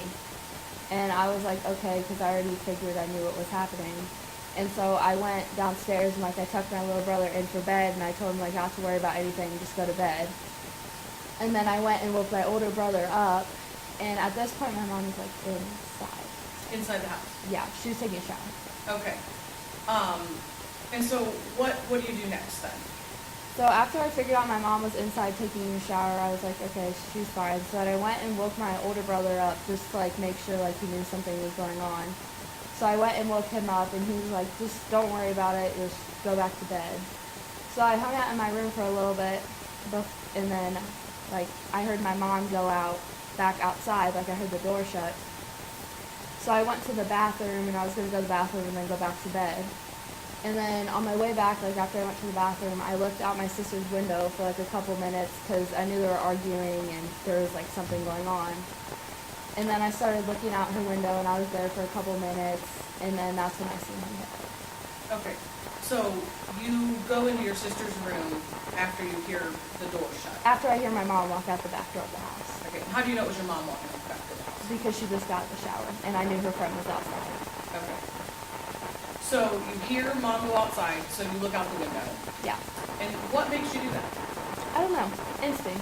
I didn't really know. I was like, I'll just look out the window before I go to bed. She's probably just out there turning off the lights. So I was like, I'll just make sure she's fine, and then I'll go back to bed. Okay.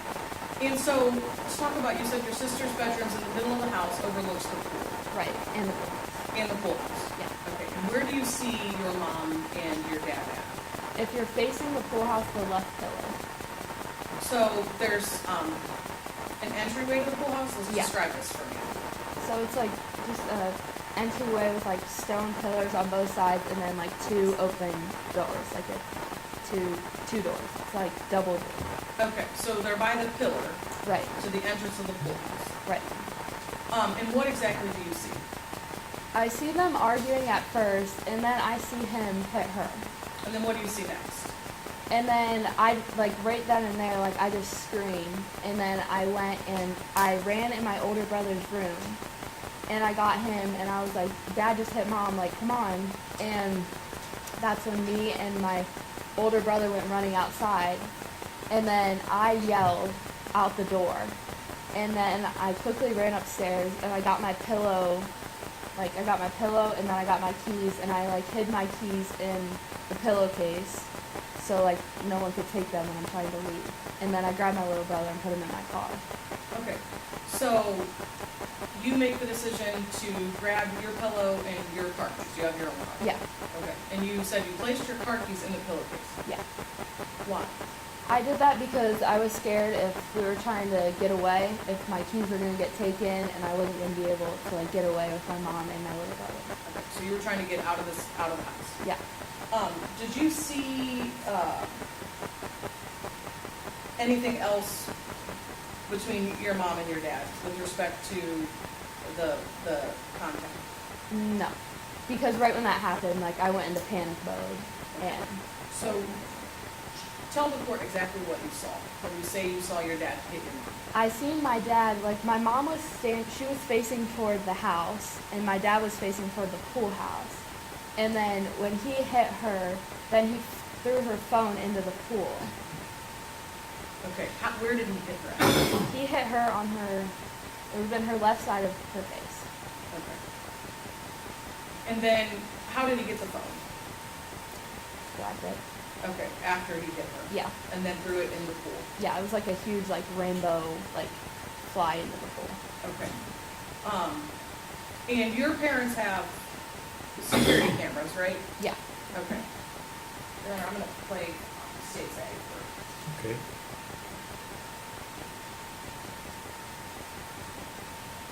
Do you know the security cameras? Do you have access to watch those? I don't. Who has access to watch those? Only my dad has access. Your mom doesn't have access? No. And how do you know that? Because she was never allowed to have access, and she never did. so only your dad has access to these. Correct.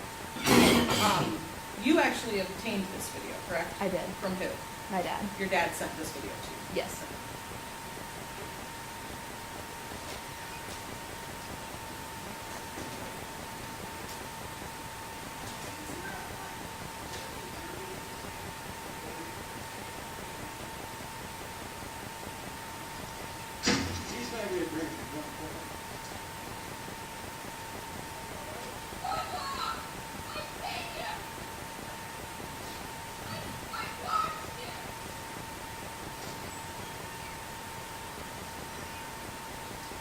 Okay, who did we hear yelling there? That was me. And you said some inappropriate words? Yeah. Okay, why? Because I didn't know what else to say because I was just fed up. I was annoyed and I knew exactly what happened and nothing else came to my mind than to say that. Okay. And this is, how soon after the incident would you say that you're yelling? I ran into my brother's room and then I ran downstairs. After I got my brother, I ran downstairs. Okay, so a couple moments? Yeah, not long. Okay. Had you had a chance to speak to your mom at all privately before you yell out the door? Nope. Okay. Had you talked to your mom at all about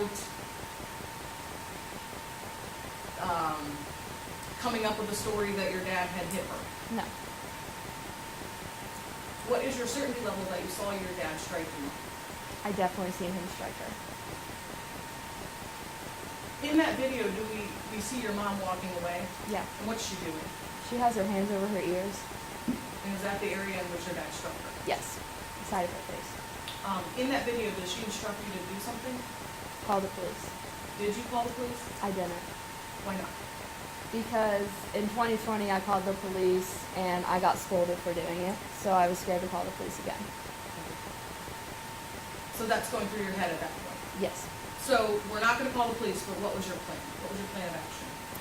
I ran to my car. I didn't even come back there and get my mom. I ran to my car and I was carrying my little brother with his blanket. And I ran to the car and I knew when I would start going down the driveway, she would see my brake lights, so I started hitting my brakes so she could see my brake lights. And then she came running down the driveway and quickly jumped in my car, and then we left. And we didn't know where to go, so we drove around for a minute, and we went up the road around our house. And then she said to call my aunt, so. And that's your Aunt Liz? Yeah. Okay. And were you able to get a hold of Aunt Liz? We weren't. It's late or early in the morning at this point. Yeah. Okay. Do you know about what time it was? Well, my little brother woke me up at 1:07, and I think we got to their house at 2:11. Okay, so between 1 and 2 Right. a.m. Yeah. Okay. So you go to Aunt Liz, and it's also your Uncle Mike there. Yes. And how do you get in their house? We just started banging on the door.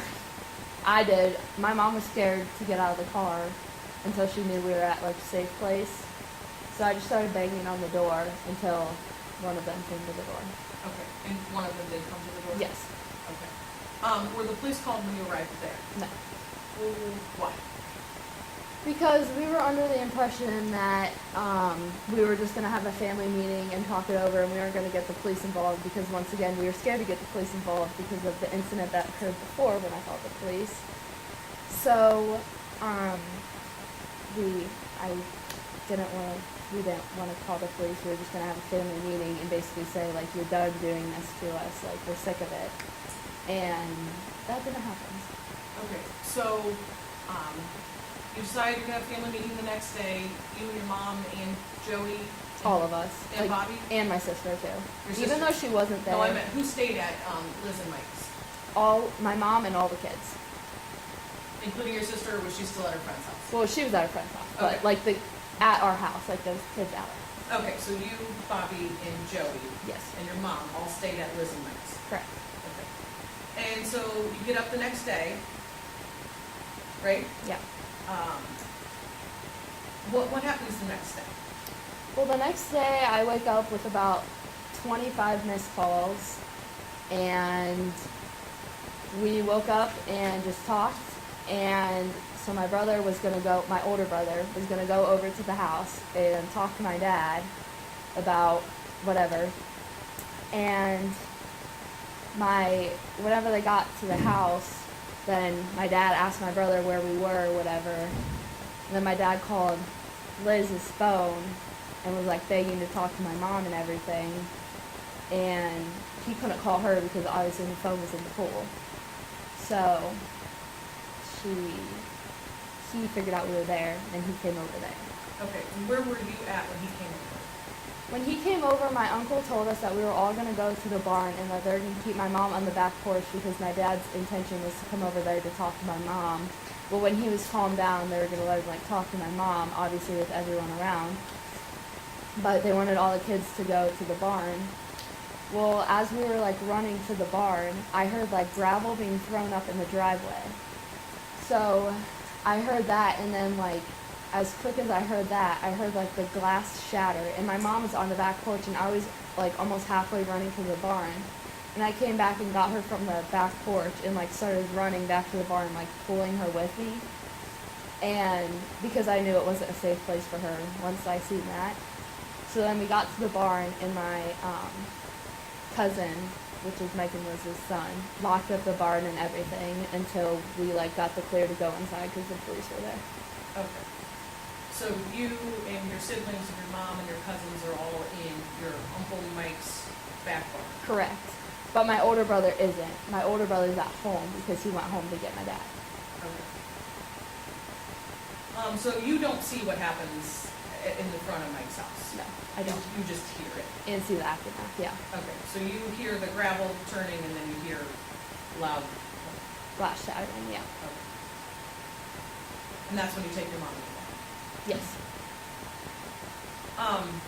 And so you said you get the all clear when the police are called. So at some point someone called the police. Yes.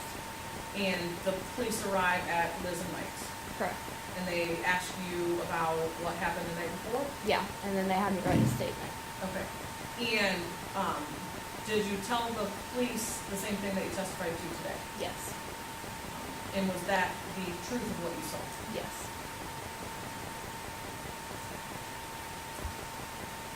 Is there any doubt in what you saw? No.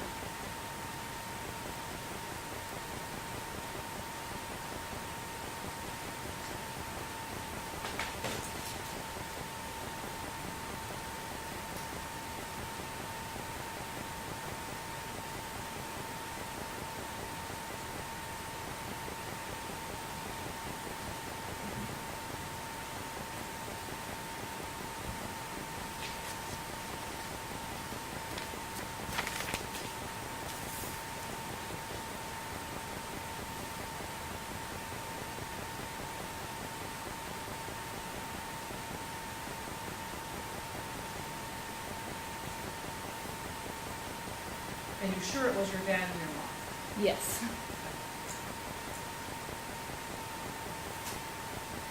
Nothing further. Thank you, Ms. Roberts. Cross-examination, Mr. Callahan. Yeah.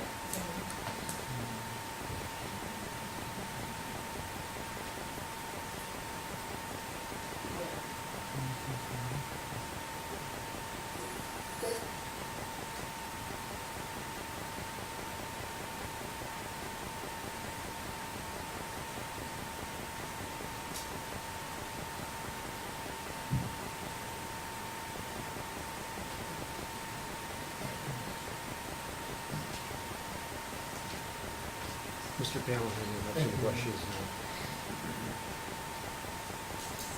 Michelle, Mike Callahan, I want to ask you questions. We don't understand something, probably my fault. You can tell me you don't understand, ask you to repeat something, anything. Okay?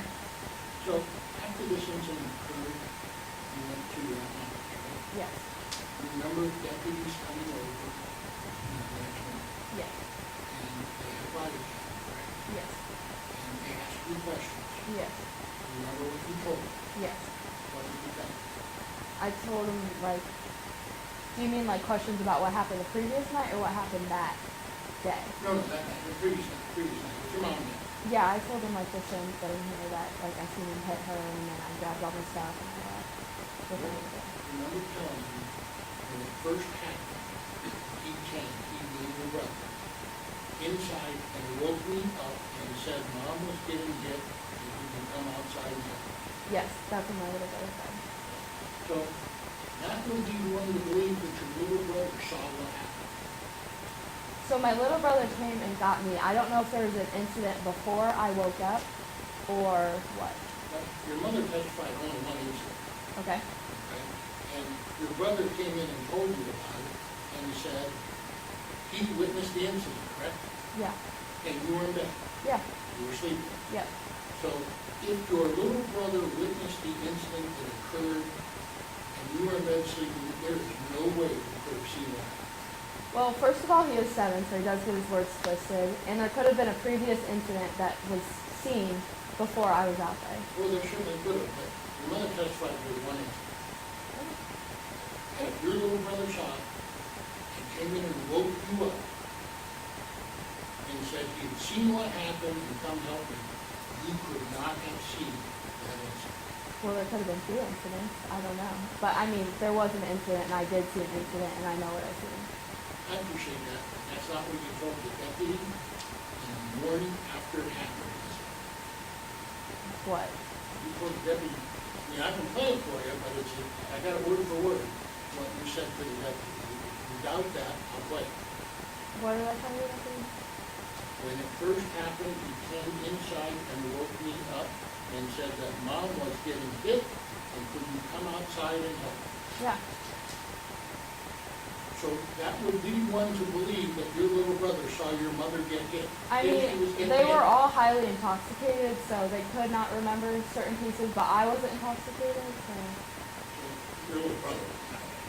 no, but he's 7. I just want to make sure, when you're talking about people that are highly intoxicated, who are you talking about? My dad, my mom, and his friend. Your mom was highly intoxicated? I mean, she came in and took a shower, so I mean, she wasn't drinking for probably 30 minutes before it happened, but But everybody was involved in this review. yeah. So you wrote a statement out that didn't include most of the details that you testified to here today. Correct. And you had plenty of opportunity, and that was the statement you wrote out the morning of that. Yes. And you had plenty of opportunity to discuss this with your mom, and everybody else involved since then, to come with the details that you come with today. I mean, my mom and I didn't really discuss it much because it was a tender subject for both of us. What you have to say. I mean, we've discussed it. I mean, it's been our life. And it's pretty clear that you're on team mom in this case, right? Yeah, because when she gets abused, I mean, someone has to help her.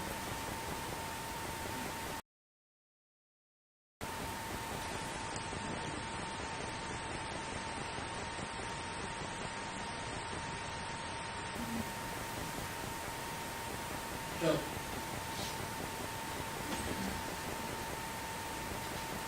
and let's go through the assault acceptance thing, what you say you saw, what you saw. Where did it occur? It occurred on the left pillar by the bullhouse. And over there by that left pillar, isn't there a big beach umbrella? Pool umbrella? Not that I remember. No, there's not. There's not normally a. Not by the pillar, no. I mean, there is in the fence, but not in the, not in there. Between the house and the pool. Between the, The pillars. between the pillars, no, there's not an umbrella. There's an umbrella inside the fence with the pool And the pool is between the house and the pool house. and the pool. Correct. So that umbrella is between the house and the pool. Yeah. And it's a big beach umbrella, right? Pool umbrella. I guess you could say that. Yeah. And that's between you and what you claim you saw and your mom and dad. Yes. And it is approximately what time? 101. Pretty dark around there, right? Yeah. And Well, it's actually, it was all like lit up because they just got done having a party, and that's why I thought my mom went out there. And you are 70 to 80 feet away I don't know how far I was away. from the house to where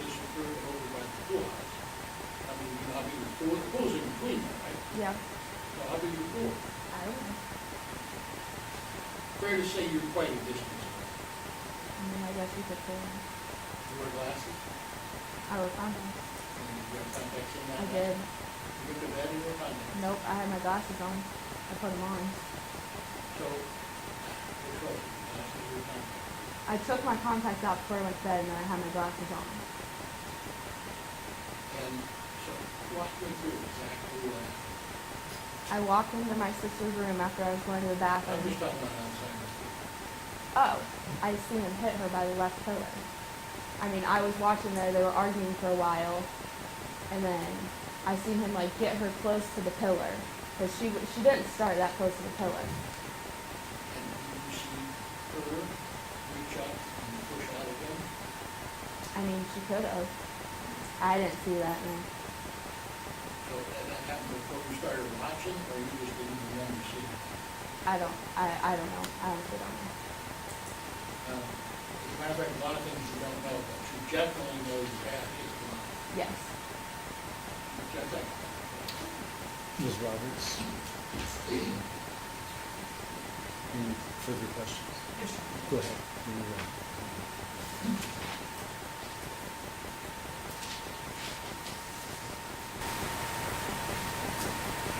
Counsel asked if you had talked about this case with your mom. Anyone tell you what to say here today? No, no one told me what to say. Did anyone tell you what to say to the police that day? No.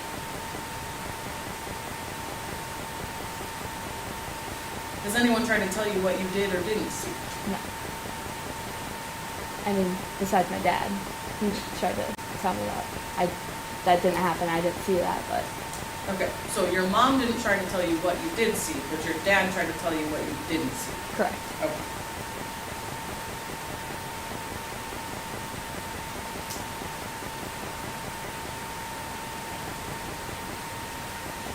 And you can't testify about what your 7-year-old brother did or didn't see.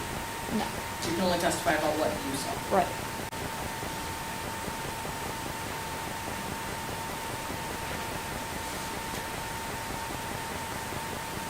From your sister's room where you observed this incident, it's the second floor, Correct.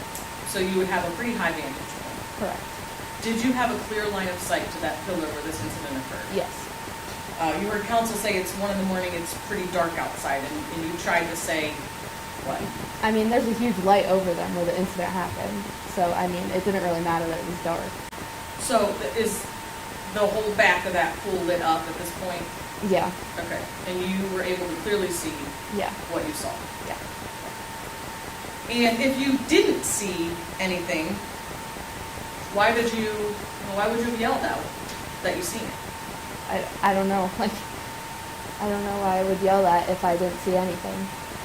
And when you yell on that video, you admit you don't usually talk to your dad that way? No. Okay. Was that just raw emotion? Yeah. I mean, I was mad Mad because of what you saw, or Yeah. for some other reason? for treating my mom like that.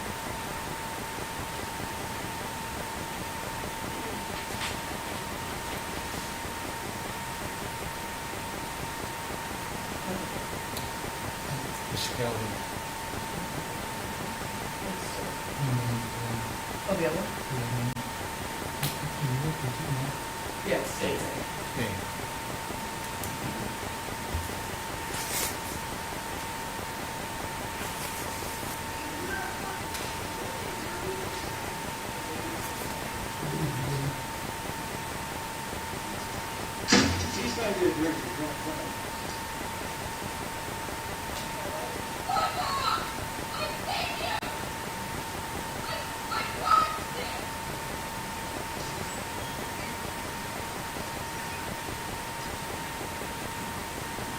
That's you in the video, right? Yep. When you say that's you in the video, her voice, you mean? Her voice, well, that's you visible on the video, too, correct? No, that's my mom. That's your mom. All right, thanks, I got one. Ms. Roberts?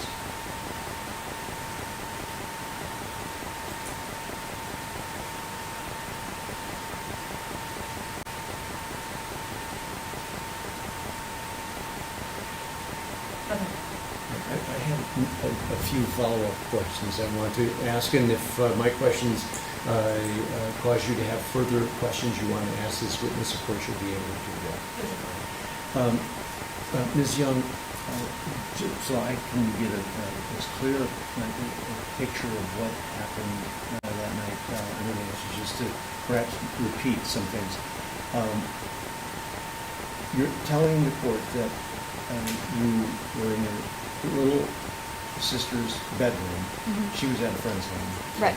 She was not there. And you went to that window because your little brother had come up and awakened you and told you that mom and dad were fighting, or that dad had hit mom? Yeah. Okay. And was that the closest vantage point for you to... Yeah, I Why mean, I did you knew go it there? because I knew it had a clear view at the pool in that area and where they were. Okay, so that's why you went to that location. Right. And your bedroom in relation to your little sister's bedroom is on the same floor? Yeah, it's right next to my sister's Okay. bedroom, but my bedroom like looks in the woods. where it's Okay, like but you were up on the second floor? Yes. In your bedroom, went to the window. And what, again, did you immediately observe when you went to the window? What did you first see? I first seen arguing, and then I was like just waiting for my mom to come inside so I knew I could go back to bed. And then that's when I seen the incident, after they argued for a little while. Yeah, and then my question is, again, trying to remember how long you stood there and watched them argue and heard them argue. How long of a time was that? Probably 3 to 5 minutes. That around long? then. Yeah. That's a pretty long time, 3 Yeah. to 5 minutes. So Yeah. you were there, observing them, did not let them know that you were observing them? No, they didn't. Okay. And at that point, it was all verbal. There were no physical. Yeah, I mean, I didn't hear any of the gestures. verbal, but Pardon? I didn't hear anything verbal because I wasn't, like, I didn't hear them, but I Okay. seen it. All right. So did you have the window closed? Yeah, I had the window closed. All right. And you did not open that up. There was.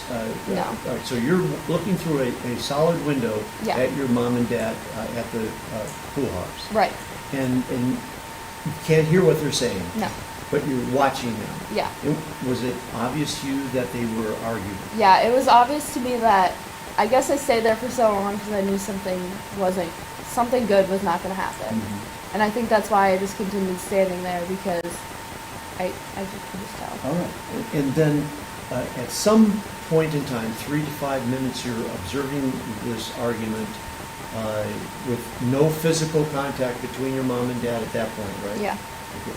And then you see physical contact. Can you tell I me see again? them, like, I see him getting her, like, closer to the pillar, like, moving her did he toward do the that? pillar. Like, He I don't wasn't know, just, touching like, her, was he? walking toward her. Right, but he wasn't touching her. at No, that point. he wasn't, no. Okay. So he was walking toward her, getting closer to her? Yeah. Than he was initially? Right. Okay. And then what happened? And then I seen them, like, putting their hands up and whatever. They were just arguing. Both of them And put then- their hands up? Yeah, Okay. Gesturing? Yeah, just like as in an people argument. would if they were arguing? right. Go ahead. Yeah. Then what happened? Then I seen him hit her. And was she standing Yeah, she was standing. and he was standing? Right. Right. And you could see both of them? Yes. Where did your mom have her hands and arms at the time you said your father hit her? I don't know. Or you don't? No, I don't. And you're not telling the court that you saw her with her hands up before he hit her? No. Right. I mean, I don't know. I wasn't paying attention to her. I was more paying attention to what he was doing to her. Okay. I wasn't paying attention to what she was doing. And then, again, you saw him do what as it relates to your mom? Like, openly, like, hit her. All right. Like, with an open hand. An open hand, not, Yes. not a fist? No. And he was close enough to her to be able to strike her? Yes. And again, you told the court that was on the left side of her face? Left side of her face, yeah. And near her jaw? Yeah, like her and ear and all, yeah. Okay. And what was your mother's reaction when you say your father struck her? She, like, turned, like, I just seen her, like, turn around, and then that's when, like, I started, like, getting everything together to, like, leave. Okay, she was facing him, you say he struck her, and Yeah. she turned around Like, to so go she was, like, facing toward, like, angled at the house, and, like, she turned like this. to the right? Yeah, and then I figured she was, like, walking back up to the house, because why would she stay back there?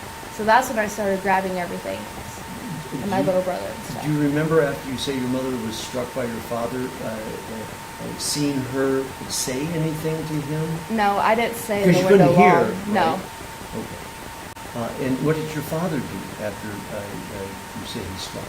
I don't know. Because I just, like, right when I seen it, I was like, okay, we gotta go. All right, so as soon as you saw that happen, essentially, immediately you left the window area Yeah. and went downstairs. Right. No, I left the window, went and got my older brother, made him go outside so I could get all the stuff together. Okay, so you went to your older brother, Bobby. Yeah. He goes by the name Bobby. Yeah. And what did you say to Bobby? I, like, ran to his room and I said, Dad just hit Mom, like, you need to get out of bed right now and help me. And then he was like, okay, I'm coming. So then he ran down the stairs. I ran down the stairs after I grabbed my pillow. Am I safe in assuming that you were in a fairly emotional state at that point? You were Yes. upset by what you say you saw? Yes. And were you talking in that manner to Bobby?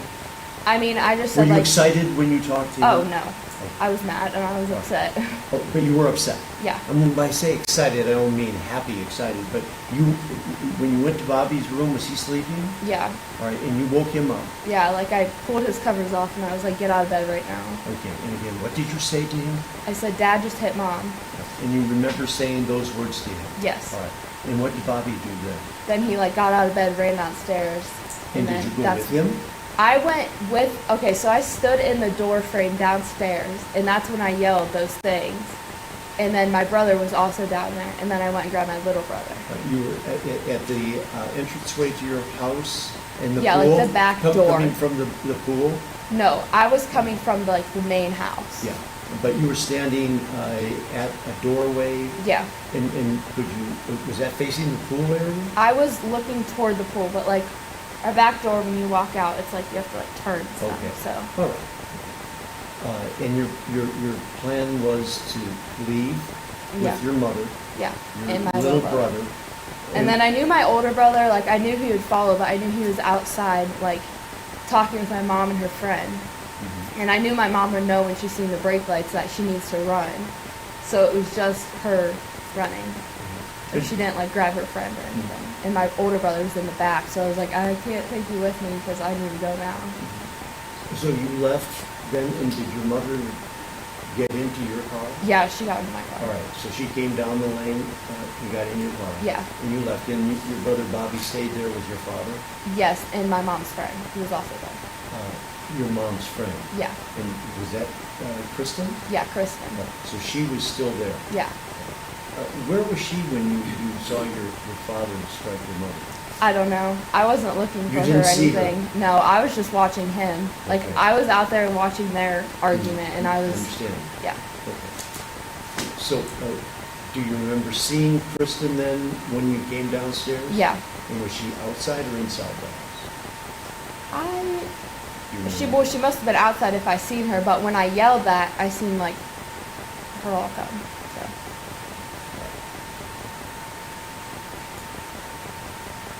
And then lastly, again, I want to make sure I understood. You watched your father, and you say he struck your mother on the left side of the face, and your mother's reaction to that was what? I don't know. She just kind of turned around, and I just ran and helped. All right, so you really didn't... No. I didn't, like, observe stand that there and wait much longer now. At the window, Right. where you were. Right. Thank you, Ms. Yep. Young. Just wait a moment now. This is the prosecutor's witness. Do you have follow-up questions to mine, Ms. Roberts? No. And counsel for Mr. Young. Go ahead, Mr. Callahan.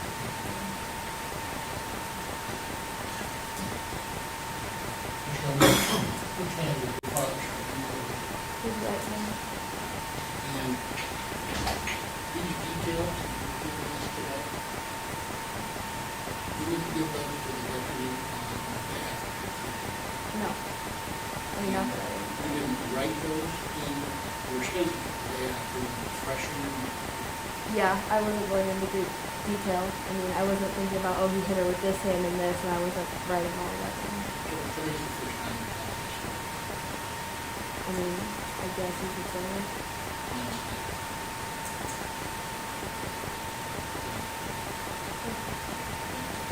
Ms. Roberts, any follow-up? Yeah. Go ahead. Is this a story? No, What is it? the truth. About what you saw? Yes. Thank you. Mike, anything further? Ms. Young, thank you. Your testimony is concluded, and again, you're welcome to stay in the courtroom if you wish throughout these proceedings, or you will, your choice. Thank you. Jen, your next witness will be who? The deputy? We're at 10 to noon, that's why I'm interested. Yeah, I think it might be a good time to take a break. Right. I will have one witness before the deputy, but I'll Okay. give the deputy time to make sure that he's here for training. All right, so we'll reconvene then, we'll take a noon recess. Is there any problem with us reconvening at 10 to 1 instead of 1 since we're breaking early to preserve the time? Okay, so we'll reconvene in the courtroom at 10 minutes until 1. We'll adjourn until then. Thank you.